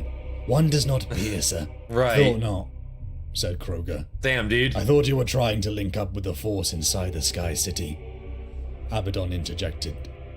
Plans change, Kroger said with a shrug. I've not heard from Forex in days. Probably dead. You would abandon one of the Trident? Asked Leak. One dispatched by your own orders? Again, Kroger shrugged. Kroger looked to Abaddon once again. Think about it. You, me, Khan of the World Eaters. Just let him try and stop us. Oh. Abaddon smiled. Ram, breach, Ram called. In an instant, the shield wall formed into a wedge and slammed against the Iron Warrior line. Ceramite, sparks and blood flew. As the Huskars and Iron Warriors began to kill, Ran drew his dual axes and lunged out, swinging forward with both. An Iron Warrior was spun away by the impact. An Imperial fist behind Ran, to his left, leapt over him, driving his blade into an enemy's throat, ripping the sword free as the mass of blood poured out. From the sky, Ran saw the Amber Thunderhawks, as Sigismund's contingent leapt down to aid the counter-assault. Ran urged his warriors onwards with raised axes. There was no time to lose. The reinforcements led by Sigismund had drawn much of the ire of the Iron Warriors and their allies, but if Ran's force did not break through to them, they would be driven back from the spaceport. Their mission would fail, and the losses would be sustained in vain. Over there, that's the one, said one of Ran's Huskars. Ran cut down a warrior as he turned to see 30 meters ahead. A legionary with the markings of a warsmith. The warrior was a brute of a fighter, clad in old Terminator armor, using his fist like a gleaming hammer. Ran charged, the smoke and slamming bolter shells flying around him. Is this gonna be a fight? Tens of thousands clashed around him. Guess we'll have to see. As Ran sought one target. His guards peeled off, ramming into a horde of world eaters as the warsmith met his challenge.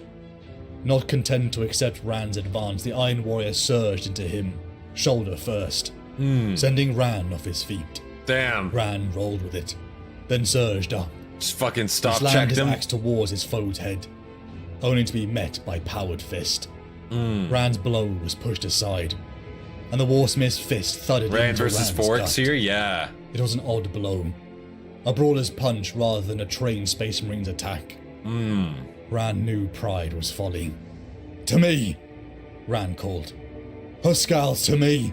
He bellowed as he swung his axe into his opponent's thigh. It bit deep, before the warsmith backhanded Ran to the ground. Damn. Above him, Ran saw the blow that would end his existence.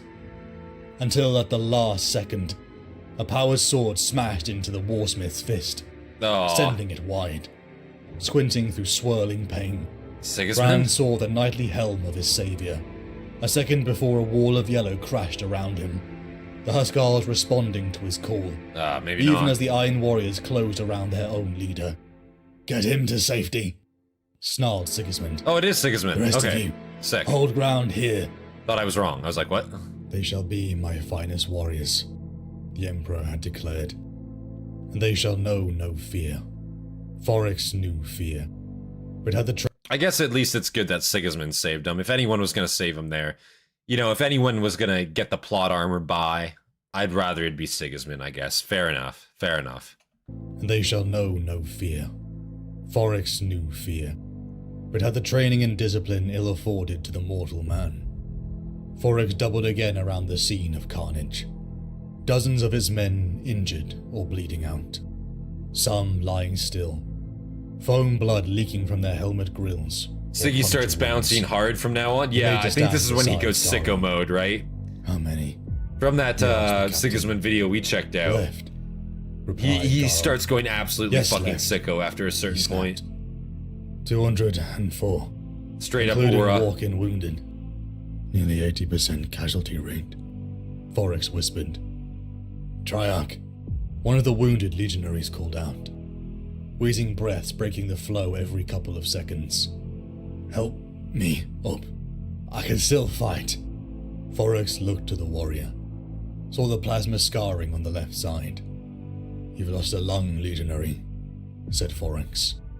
That's why they gave us a third. His bloody grin showed through the broken remnants of his teeth. It's Zorovar, isn't it? Said Forex. Yes, Triarch. Sergeant. It'll be Lieutenant when we are reunited with the Legion, Forex replied. No, it won't. Zorovar nodded Because they're his not thanks getting and fucking rose shaking with reinforced. Assistance. Forex and Garl knew he would be dead within hours. Literally.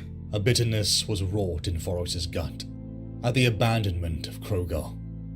Garl had protested, as Forex whispered to him they were to leave behind their wounded. We cannot save them, Garl. Either we die with them or we give ourselves the chance to live, he said. Garl paused, then suggested they give them a quick death. They had earned that at least. But Forex Warlock refused. onwards is when Siggy really didn't kicks it up a have notch. them. Yeah. Yeah, he just starts Garl put taking his those helmet hero back on. fights and he doesn't fucking Clear stop until he disdain in eventually his posture. meets his demise, I'm unfortunately. thinking about those who have a chance. But he basically does said not Forex, stop kicking ass until that Grabbing happens. the captain's arm. We need to break through the outer levels. There's a monorail terminal 1 kilometer north of here. We'll move fast. Head down the track to a sky bridge. Towards the Imperial Palace, Triarch, asked Garl. Better than deeper into the spaceport, said Forex. The Lionsgate spaceport is still contested.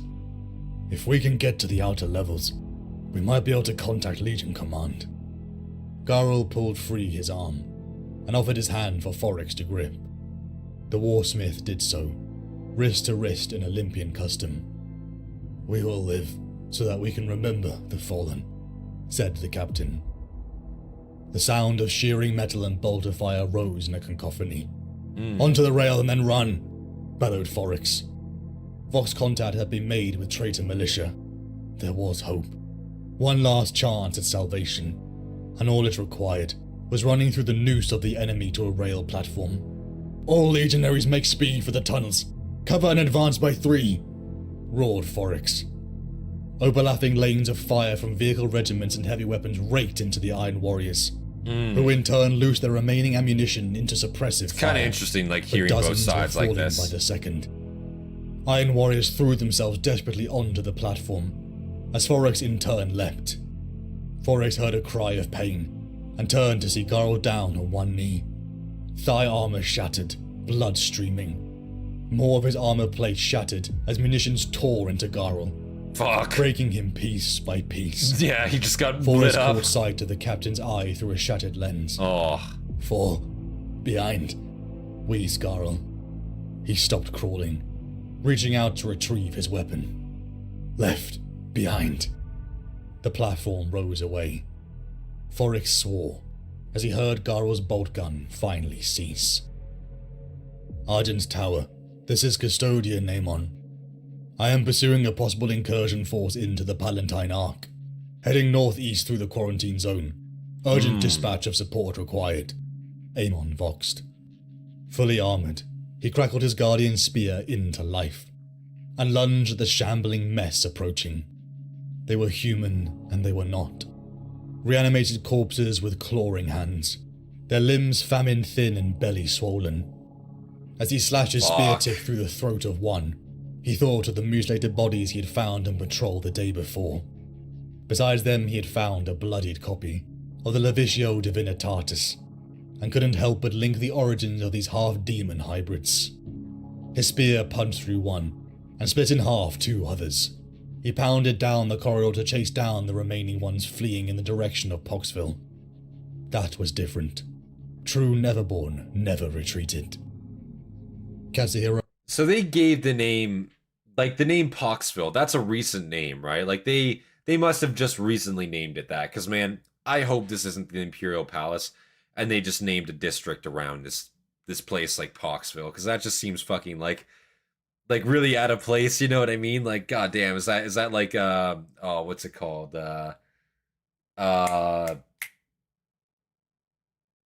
Oh, what's it like, Bagger Alley, basically, fucking from like Game of Thrones? Like, is that Flea Bottom? Flea Bottom, is that like basically this thing's equivalent of Flea Bottom? This thing, the Warhammer equivalent of like Flea Bottom? It feels like it, man, because like, what the fuck? Like, I would not want to be living in no Poxville, bro. He described Poxville at the beginning. That's what I thought, right? Yeah, I'm pretty sure I recalled he described it. It's like, but that didn't exist prior to the siege, right? Like that's just a, you know, a siege thing only. I'm assuming, right? I know he described it. Yeah. AKA Detroit, basically. Different. Refugee zone. Okay. Never retreated. Okay. Kazuhiro. So it's not a district, it's a refugee zone. Like a temporary refugee zone. Okay. That makes a lot more sense. As he fired into the silhouettes trying to leave Poxville. The order had come. Destroy all targets. Some through the gloom had been shambling. And it's getting overrun by the fucking Walking Dead, apparently. Oh my god. It was the doubt when he fired at the others. And now it was impossible These fucking to tell. Nurgle diseases, man. The officers had said, who was carrying the seed of corruption within them. So they came on in Yeah, who knows? The plague victims and refugees. Kazuhiro fired into another, watching them fall down unmoving. He convinced himself she had a rash, that she displayed signs of sickness. Damn. She had to. His marksmanship had become exceptional since all the battles at the Helios Gate. But here his hands trembled. Just stop, he whispered, choking on the words. Please stop. Kazuhiro turned to see the commotion behind him. A line of civilians carrying lamps had come right up behind the trench line. He saw a woman with blonde hair and a blue dress. She held out a lantern made of an artillery shell casing, but the light seemed to emanate from her pale skin. Let us slay the unworthy and protect the innocent, she said, her voice carrying over the troopers. Who are you, Lady of the Light? Katsuhiro asked. An older man beside her stepped forward. She is the Holy Messenger, trooper. Blessed of the Emperor. Katsuhiro saw a more portly man besides him. The civilian congregation began to sing, and Katsuhiro felt a warmth build within the woman, like she herself was a conduit of a great and powerful light. With the Emperor I am righteous, said Keela. I like how this is happening like With his light mid-combat. the darkness is broken. With the fire of purity I purge the unholy. The shambling horde of infected halted. What? Then their Actually, skin it worked? began to emulate. What? Praise the Emperor, Keela cried out once.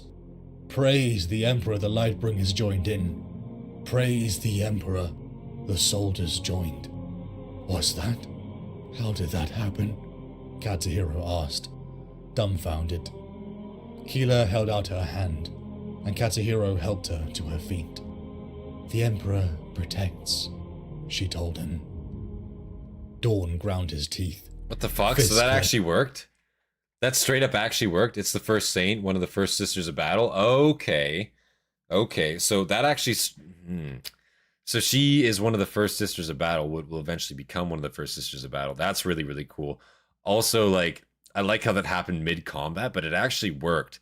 So they actually just kind of witnessed like a miracle, like there for the first time ever, I guess, in a sense. And you must imagine what that would do to like people's belief, to people's faith during this time. Seeing something like that happening, they'd be like, what the fuck? Okay, maybe he is a god. Like, it gives credence to actually what's, you know, it gives credence to what exactly he can do, and to what will eventually happen, right, in the Imperium. You see just how far it goes, like from that one act right there. Not one of the actual sisters of battle, but someone who used the Emperor's power to do miracles. Gotcha, gotcha. She told him. Dawn ground his teeth, fists clenched. The timing was disastrous. He had prepared a flanking assault column of guard vehicle regiments, gathered from the pockets of terror still standing, but elements within had turned to the War Master's side, ending in a brutal civil war outside the city. For days he had been absent of his strategium, turning to matters that called to his attention on various fronts, and his moment of return should have been stabilizing, but he found nothing but disaster. Lord Dawn, all contact has been lost with the Lionsgate spaceport, said one of his equerries. When was the last communication? Dawn asked. 30 minutes ago. Lieutenant Commander Hagar reported the enemy were within 5 kilometers of the sky bridges, my lord. Captain Sigismund has drawn all remaining forces from the Star Spear to contain the threat. This is it, said the Primarch. He will be coming now. His equerry looked up from his data slate. Perturabo, the Lord of Iron, continued Dawn. This is his masterstroke. This has always been about the docks. With the upper guns overrun, my traitor brother can bring in as many ships as he wants. He can bring in whatever strength he needs to overrun the spaceport terminals. Titan transports, his equerry whispered. Or a battle barge, snarled Dawn. The Praetorian looked to the blackened fire wreathing the skies of Terra, looking to where he believed his traitorous counterpart lay. The spaceport had fallen. It was only a matter of time, now to save as many of his sons as he could in the retreat. Prepare my gunship and my Huskars, said Dawn, standing. The Praetorian had matched gonna get wit personal and with will it? with the Lord of Iron across star systems, Holy shit. siege lines and palace walls. Now it was time to face his brother in person. Order immediate withdrawal from the Lionsgate spaceport. Sigismund heard his lord's voice in his vox. He parried and rammed his sword through a World Eater, turned and cleaved the head off an Iron Warrior.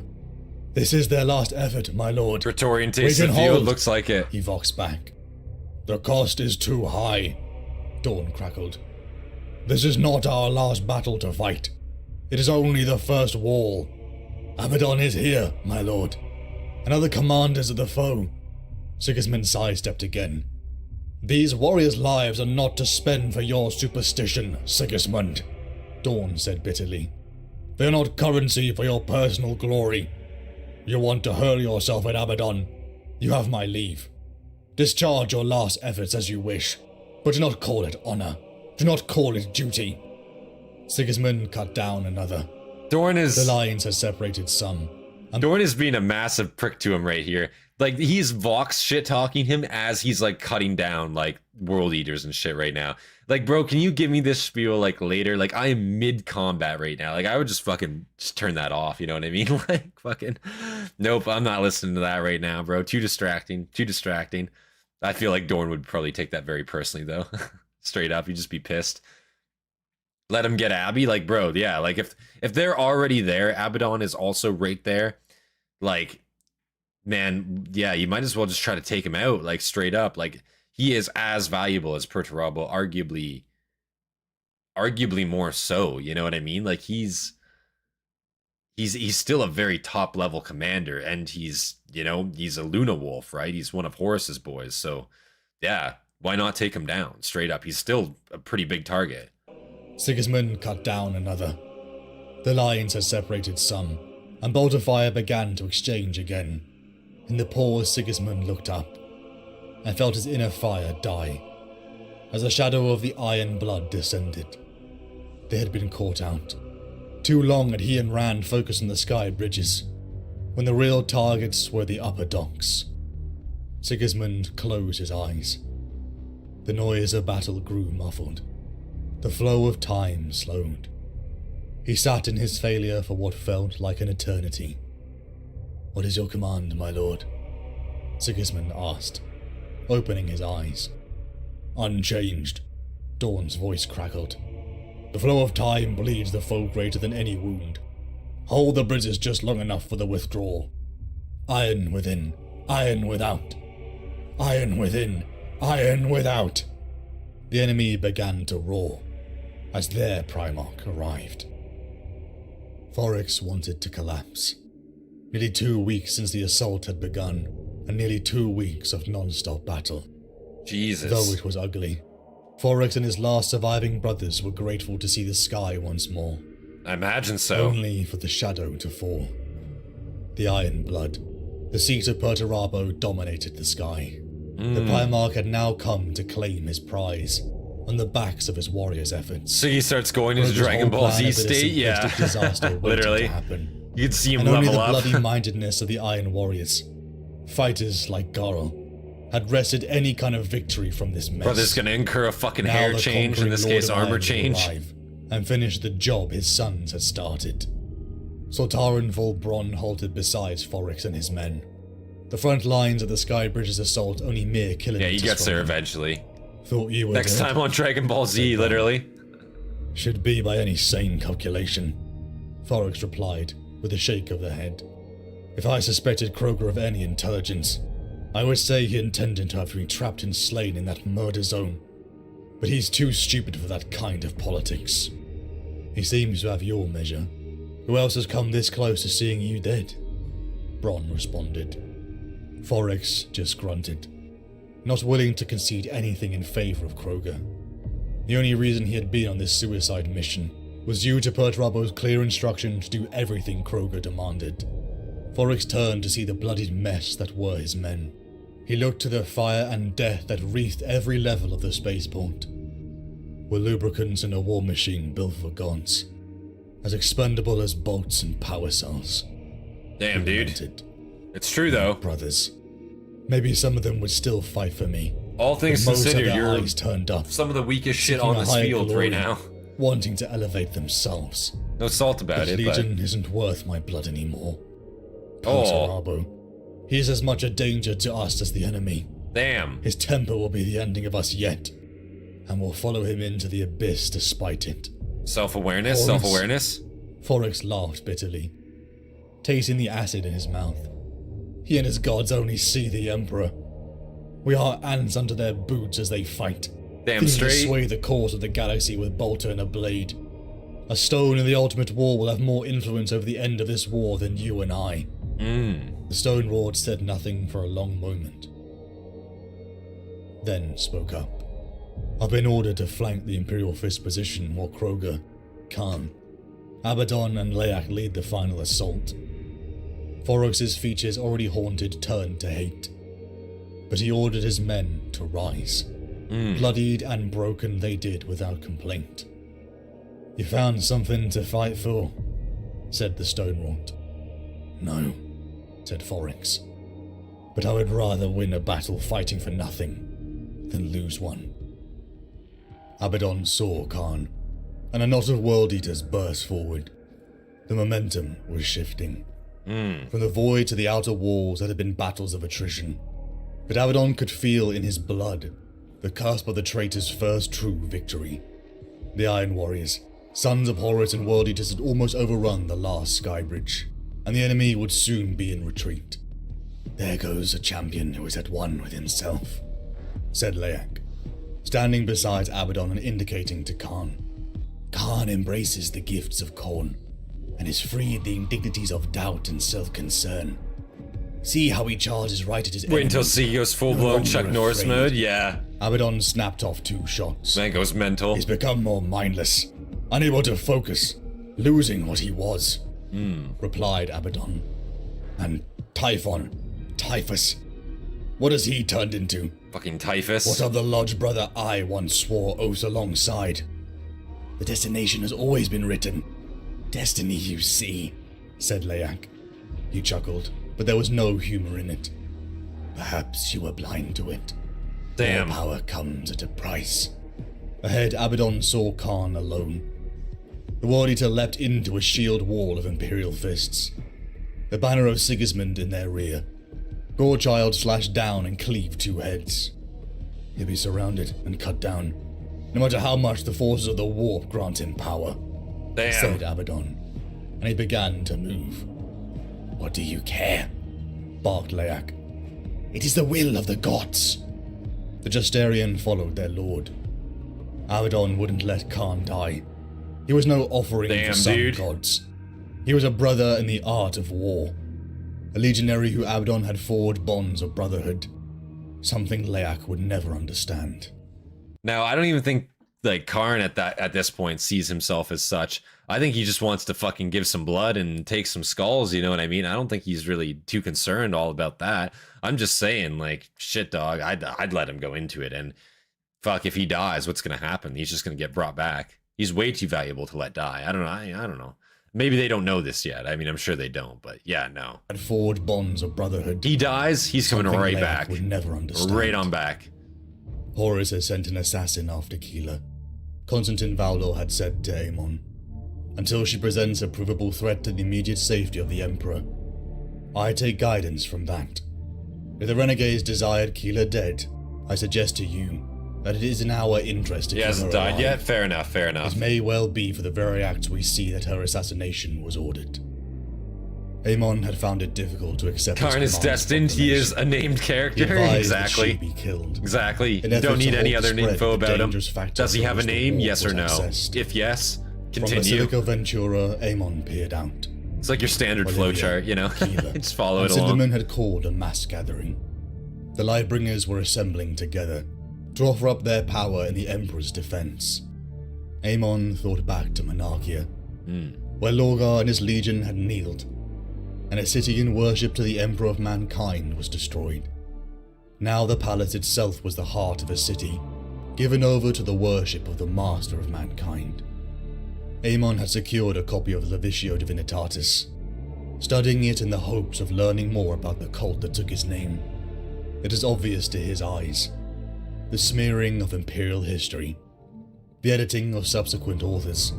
He's each halfway trying to between exaggerate resisting what and had giving been into written Khorne at this before. point. Fully starts worshipping Keela and after Olivier Siggy had bodies him. denounced the Okay, other okay. cults, each with their own So edited after copy that of happens, holy then he book. gives himself into Soon Khorne. I there would got be you. division, and then civil war.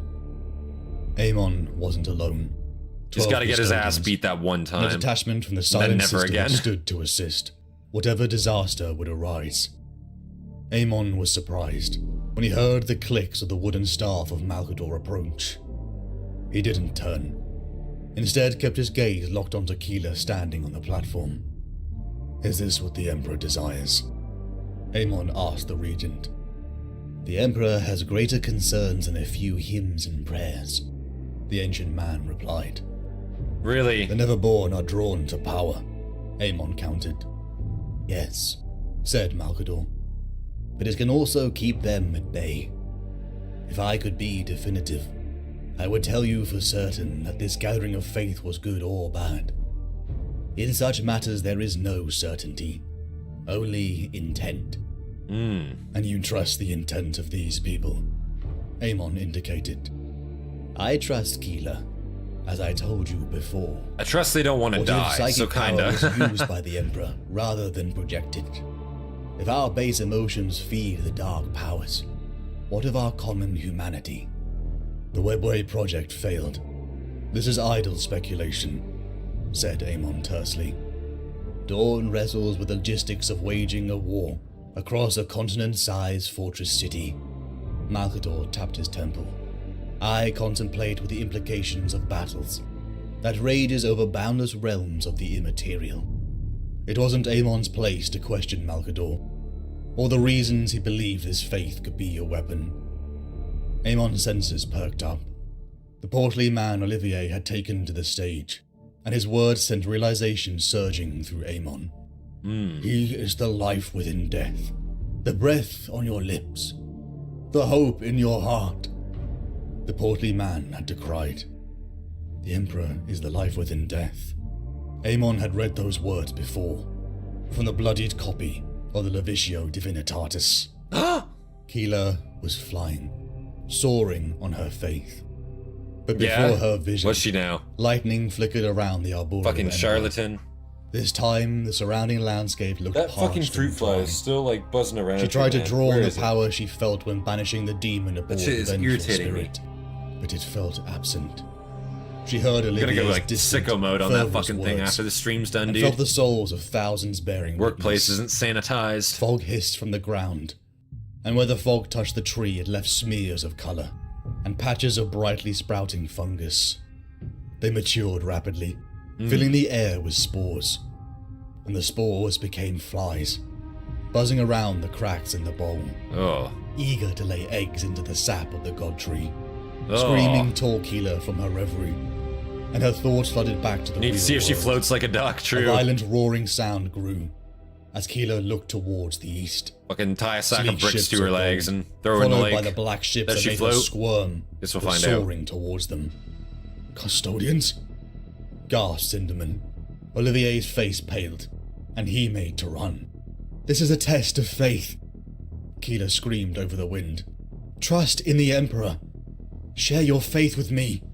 She Yikes. grabbed Cinderman's hand. She grabbed Olivier's hand. Show your followers the path of righteousness. The crowd teetered from panic to resolve. Damn. Have faith, brothers and sisters, Keeler called, her voice echoing like thunder. She saw a wind of their faith rise like a violent tide. She was the tree, and her faith was the roots. As the water and the sun nourished the tree, so the prayers and souls of the faithful gave her strength. Aemon strained alone against the sickly truth. A storm of flies and rot. A dense miasma developed around Keeler and the thousands of the congregation. Custodians and Sisters of Silence began to kill, Oh. but still they struggled. Keeler, he called out, you have to end this madness. Madness, she laughed. I see only the faithful protecting themselves. She couldn't see the truth. Her and the faithful eyes were deceived by a demonic cloak. Listen to me, Aemon pleaded. I have stood at the Emperor's side for a lifetime. I have fought his wars and nearly died a score of times in his service. You are being corrupted, just like those soldiers in the hospital. We are righteous, Keeler wailed. The whipping fly-infested miasma was coalescing. A silhouette was growing in the center, and soon demons would manifest inside the palace. Aemon had to think. He couldn't reach Keeler physically, so he changed tactic. So I wonder if to her, right, like everything else, like she is straight up getting corrupted. To her, it must not seem as such, but to everyone else, it's very, very obvious. I guess she thought she was kind of doing her part there. Kind of tragic to see. Damn, dude, you know, what a way to kind of like go out here, and now like the custodians are gonna fucking have their way with her because she's literally trying to spawn demons inside the fucking Imperial Palace. Like, that's not gonna happen, you know? He couldn't reach Keeler physically, so he changed tactic. If you believe the Emperor is a god, Hey there, Ten, how you then pray doing? to him to let you see what is truly happening. Keeler felt a shiver at the plea. She closed her eyes. Again, the vision of the cloud-towering tree was before her. Her mind drifted, as she focused on the utter purity of her faith, the salvation and strength that had brought her in her darkest moments. She opened her eyes. The ground beneath the golden tree was rotten and thorny. Yeah, this is Her you. vision flickered. She saw the You did congregation, this. not its rapturous fire, but smothered in thick clouds of flies. The smell of rotten excrement assaulting her senses. Something had perverted them. Her vision flickered back to the tree. Her resolve exploded forth as she began to dig. She could feel it. The true power of the Emperor beneath. Wet slop and rot covered her, as finally her hands felt a Paramount slime removing your tension. amazing JonTron She video? gripped it Yeah. tight and began to heal. Yeah. Keeler whispered the listener. Straight up, yeah. I think it was like CBS or whatever. Hold on, I could actually fucking straight check. Hold up, 2 seconds. 2 seconds. Who was it? Who was it? Let's see here. I'm gonna fucking name drop the company right now. Hold up. Who is it? Yeah, Paramount Global, CBS. Paramount Global, CBS. Fucking copyrighted the JonTron video. Got it taken down. Fucking took it down, those motherfuckers. I can't believe it, you know? It's actually criminal.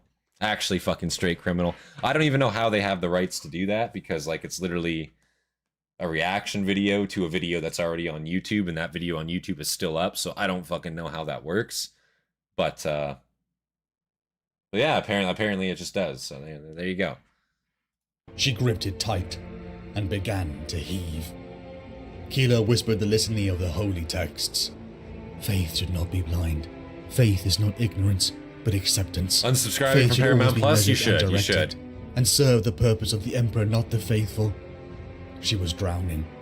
Panic and doubt threatened to encompass her, when a golden chain of light linked to her. Cinderman. It was Cinderman's faith. Aemon's guardian spear never stopped killing. He, the custodians and sisters were pockets of resistance in the city-sized cloud of corruption. Members of the congregation had succumbed, their flesh rotting, as they shambled forth to kill the Emperor's guardians. Aemon looked to Keeler.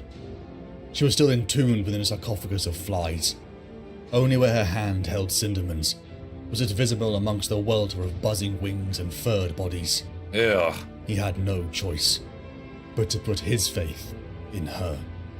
Black smoke began to pour from Keeler's gasping form. Miasma cloud began to dissipate and then coalesce. It formed into the body of a rotting serpent that towered above the now rotten blood-slicked crowd. The demon slithered forwards, grasping one custodian in its jaws and smashing him into paste. The days of the Lightbringers were coming too, What the and fuck? they fled in panic, many trampled to death. Aemon leapt down to confront the Neverborn, as custodian and sister cutters raked in fire. A lone figure stepped from the crowd, leaning on his staff as he blazed in violent energies, Is it Malkador? Holy fuck. sending out motes of fire at the creature. Malkador's coming down? Malkador had joined the fray. Holy shit. Limping in Cinderman's arms, Keeler lifted her hand. It's like, I as see Aemon there's some leapt. bullshit going She on here, channeled guys. the golden power of the Emperor from within her. I'll come fix it The and make it serpent better. began to squirm in pain as Aemon thrust the killing strike into its skull. The demon exploded, sending gory filth across the plaza. The aftermath was brutal and would require extreme sanctification protocols. There is your faith, Aemon told the regent as he strode towards him. The regent leaned upon his staff, his posture weak. We might never know where faith ends and corruption begins, Malkador whispered. Aemon turned to see Keeler, where a corona of golden light haloed her. Templar's sword met Gorechild's teeth. Sigismund reeled from the strength of the blow. Still chained to your duty, I see, Khan snorted, as he raised Gorechild for another slash. Oh god. Better duty than the emptiness of self-service. Sigismund stepped and thrust hard. Here it comes, guys. Gorechild slashed down to meet the attack, with stunning speed and impact, sending the Templar boss fight, yeah, away. literally boss fight right here. Sigismund Dark rose Souls music as queued up. Khan was upon him again. Sigismund carved a slice across Khan's chest, as Gorechild tore flesh on his vambrace. You are weak. Duty is purpose, Sigismund. I serve a greater power than yours, Khan roared, as another fury of blows battered Sigismund back. Sigismund's blood brother was dead. A friend who he had battled across the stars with had cast aside brotherhood, and replaced it with nothing but dark power from an even darker source. Khan had become stronger than him. He knew it. And so he had to be more. Let's see about that. Something pure to match their vileness. To draw strength from a power beyond himself. The Emperor, Sigismund thought. If only he had learned the lesson before the death he knew was coming. Gorechild ripped deep into his flesh, and Sigismund grunted in pain as he was thrown to the ground. Khan raised Gorechild above his head, when a titanic boom crashed into the rockcrete next to them. Sigismund and Khan turned to the figure that loomed above them, in resplendent golden armor, with hair shocking white and a face with bared teeth and eyes to match. Rogel Dawn looked out across the field. Damn. Bellowing, Khan hurled himself at the Primarch. Dawn swung Storm's teeth to meet the captain, and the force of the blow threw Khan a dozen meters through the air. Dawn spared not a second glance. So this is a little bit as more Khan like a tumbled 2v1 off then, the to be wall. honest with you. Terminator flashes crackled around the Praetorian as he charged into the enemy. Sigismund tried to rise, but faltered. His Damn, wound was Sigismund. too great, though not as great as his shame. Abaddon could not help be impressed by the sight of Rogel Dawn. It sent shivers down his spine as he saw the Primarch cleave apart his men, and traitors alike with unnerving speed. The momentum had shifted, and Abaddon relished and Second dreaded fight the is when they go prospect full anime, of I got fighting you. one of the Emperor's sons. Karn has It is no not chance your against time, Dorn, not at this point, said no. Zardi Leak, No. bounding ahead He of went for him, Abaddon, but no his chance at blade this slaves point. flanking him. I see now that this moment was ordained for me long ago. Remember that the gods always demand a price, but if you are willing to pay, the power is yours to command. The urge to battle for a brother felt absent in Abaddon's soul, as he watched the Crimson Apostle and his blade slaves engage the Primarch. He saw Leak try to call demons in from beyond the veil, only to fizzle out in flames. The Emperor's wards were still active, even if weakening. Dawn swung a hammer-like fist, crushing the skull of a blade slave. It fought on for several more seconds, jerky and weak, until it fell backwards.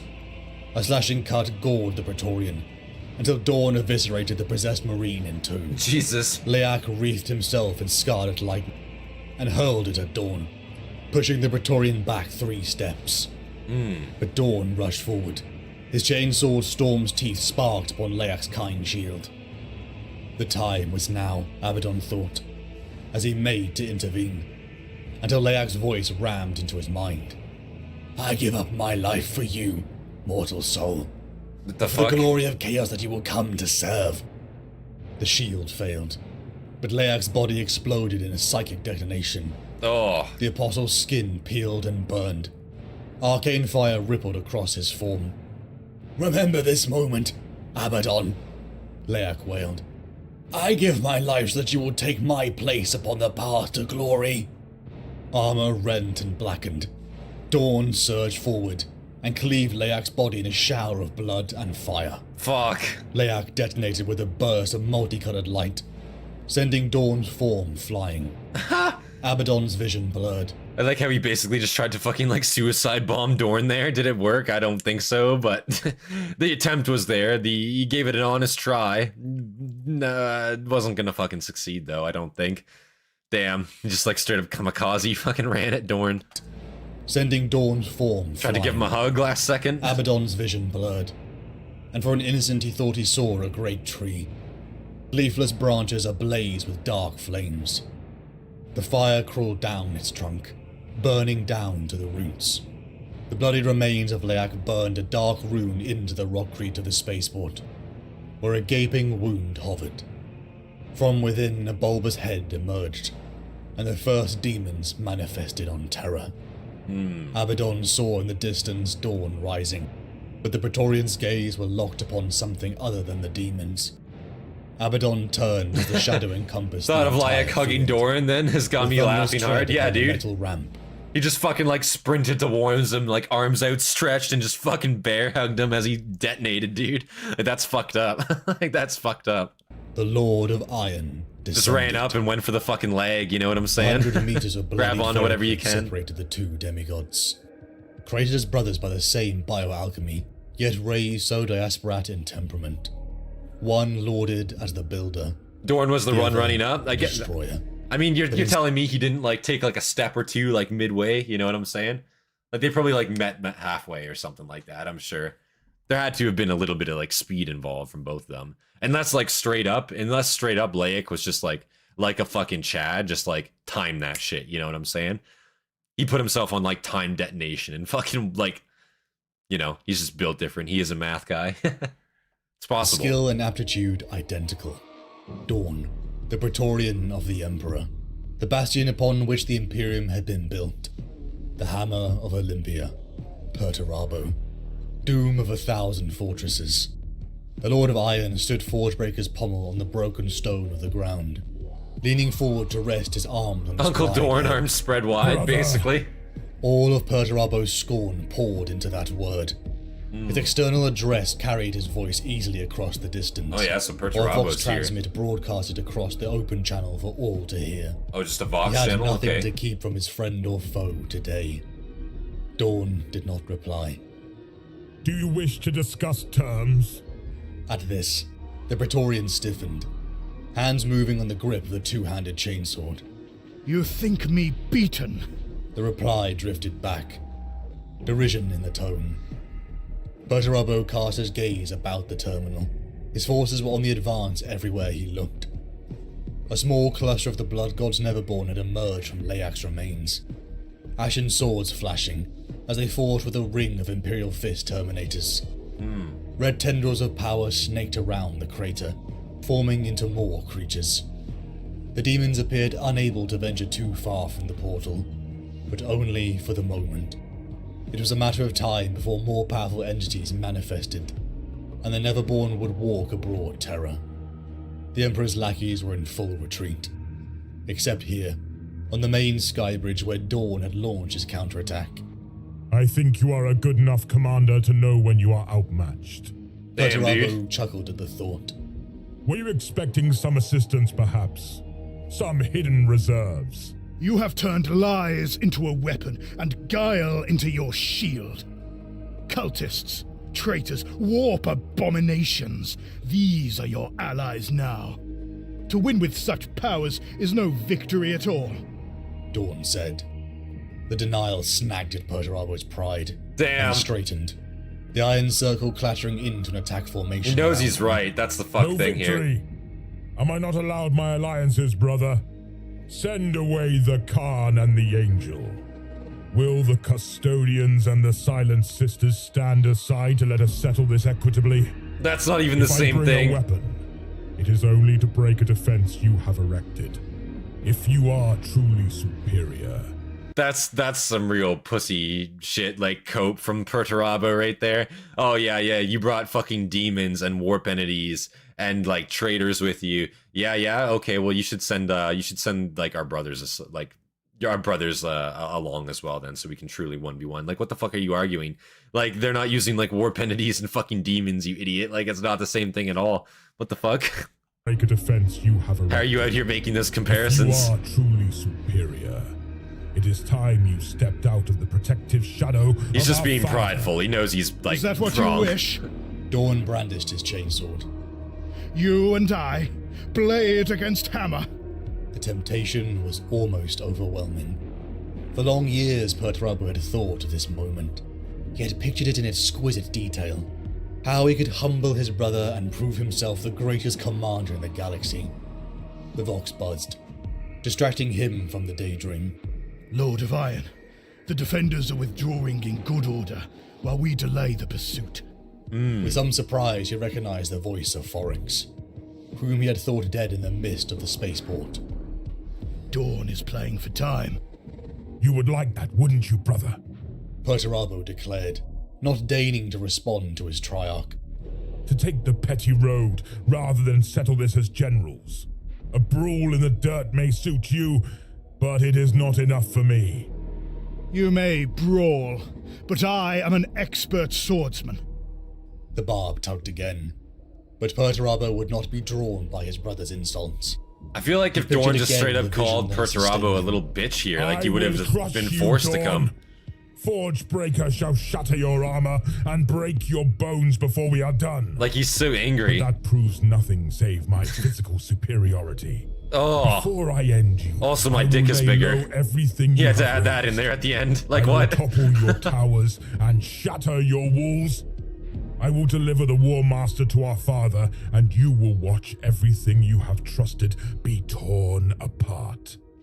When you have nothing left but the rubble of your ambition, and I stand triumphant amid the folly of your inferiority.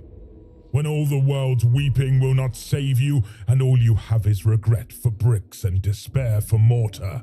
When you look at me and know that you were bested by the Lord of Iron and accept the truth of your hubris, only then will my victory be complete and I will end your suffering. Bold words from a man that sent his minions to do his fighting for him. Oh, Dawn stretched out a hand, gesturing to the spaceport and its surrounds. A damn. million souls it has cost you for a few kilometers of ground. You always were wasteful, Perturabo, lacking finesse. Damn. When terror burns and the Emperor's corpse is ash, we will see the value of finesse. Lord, Imperial Army Dorn the forces Roast are playing God? out Yeah, too. Dorn is If we fucking do not cracking secure the down sky here. bridges soon, we'll be facing them all again at the Lion's Gate. Perturabo cut the link to Foryx with a snarl. This is just the first wall. Dawn called out. The golden armored giants turned away. The Vox crackled with various commanders, informing the Lord of Iron that they had targeting solutions on the Thunderhawk. He ignored them all, and watched the gunship lift away on azure plumes. It did not matter how many escaped to the next battle. It would never be enough. Brick by brick he would pull down the palace. The spaceport had taken too long. Damn, But dude. soon the War Master would have his titans, and then Perturabo would show Dawn the meaning of siegecraft. Perturabo sent one final broadcast. See you on the next wall, brother. Damn, that's kind of a cool ending. Holy shit. That wasn't too bad at all, guys. That was the Siege of Terra, the first wall by the Amberking, guys. Yes. Thought that was really, really good. Awesome to see a lot more of Dorn and specifically Perturabo in this one. Following that story, following the attack of the Alliance Gate spaceport, following that story arc a little bit more. We got a couple more characters, which I didn't really know anything about. Kind of sad we only got a little bit of, what's his name? The guardsman there, Keleon, I'm pretty sure. Kelon? Definitely pronouncing his name wrong. I'm sad we only got like a little touch of him. I was really looking to see some more from his perspective. That was definitely my favorite part last time. But, you know, this is definitely a couple episode, more than a couple episode long series. You know, we're definitely not done it by any chance, any shot of the imagination, the Siege of Terra. So, man, that was fantastic. Thought that was very, very good. Katashiro, that's it. Katashiro, that's right. Pretty good and quite interesting. Yeah, Siler, not gonna lie, you came in part 3. You know, out of the current 3 parts, there's probably going to be a lot more. No context on anything, so you know, definitely could use a little bit of context. Yeah, I started learning about Warhammer shit back in January now, I guess, and that was really the start of my channel, right? It was foundationally what I started reacting to first, right? So yeah, you know, I've been into it for the better part of I guess like 6-7 months now, I guess at this point, right? So yeah, enjoying it so far. Definitely something for everybody in there, for sure, if you're just getting into it. But yeah, no, I thought that was awesome, guys. If you guys enjoyed the stream, make sure you guys leave a like. It does help out a ton. Subscribe if you aren't. Of course, big thank you to all of our members, all of our Hastati, our Principe, Dagenhart, and of course our prefects, Fear and Hobbit. I appreciate you guys. Also, big thank you to Hobbit for that those membership gifts. I guess donation, but membership gifts. Definitely got a few new members due to that. So big thank you to you, Hobbit, and big thank you to Nathaniel as well for that $2 donation as well. Big thank you to you, man. Appreciate that a lot, guys. Really, really do appreciate that a lot. And yeah, without any further delay, we're probably going to end the stream here. Now we have to wait for part 4. Yeah, now we do have to wait for a part 4. Who knows how long it's going to be. Just looking at the Amber King's channel here. Hard to say. Could be anywhere from 5 months. Who knows, right? I mean, Lost in the Dam was 5 months to First Wall. Damn, that's rough. That's rough. So we'll see. Hopefully sooner. But you know, definitely a lot of lore in these videos definitely take a while to put together. So you know, you know, is what it is. Is what it is. You know, he's gonna take his time, and I think that's all we can really hope for. But yeah. Now we need you to wrap up Primarchs. Yeah, we're getting there. We're getting there. Almost done all the Primarchs. I think we only have a few more left to go. To be honest, it's really just like Fulgrim. Well, out of the Amber King videos, at least. Fulgrim. I think we've done a lot of the Amber King videos now. Ferrus Manus we haven't done. Farsight we haven't done. Lucius we haven't done.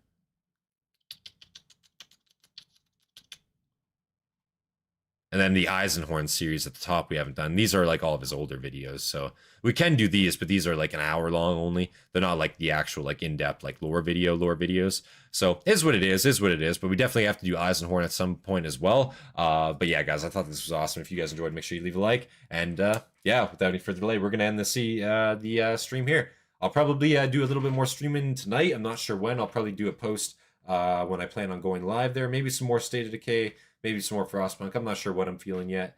So, yeah, we'll see when we get there. But, yeah, guys, thank you for tuning in. Without any further delay, this has been Centurion, and I'll see you guys in the next one. Peace, guys.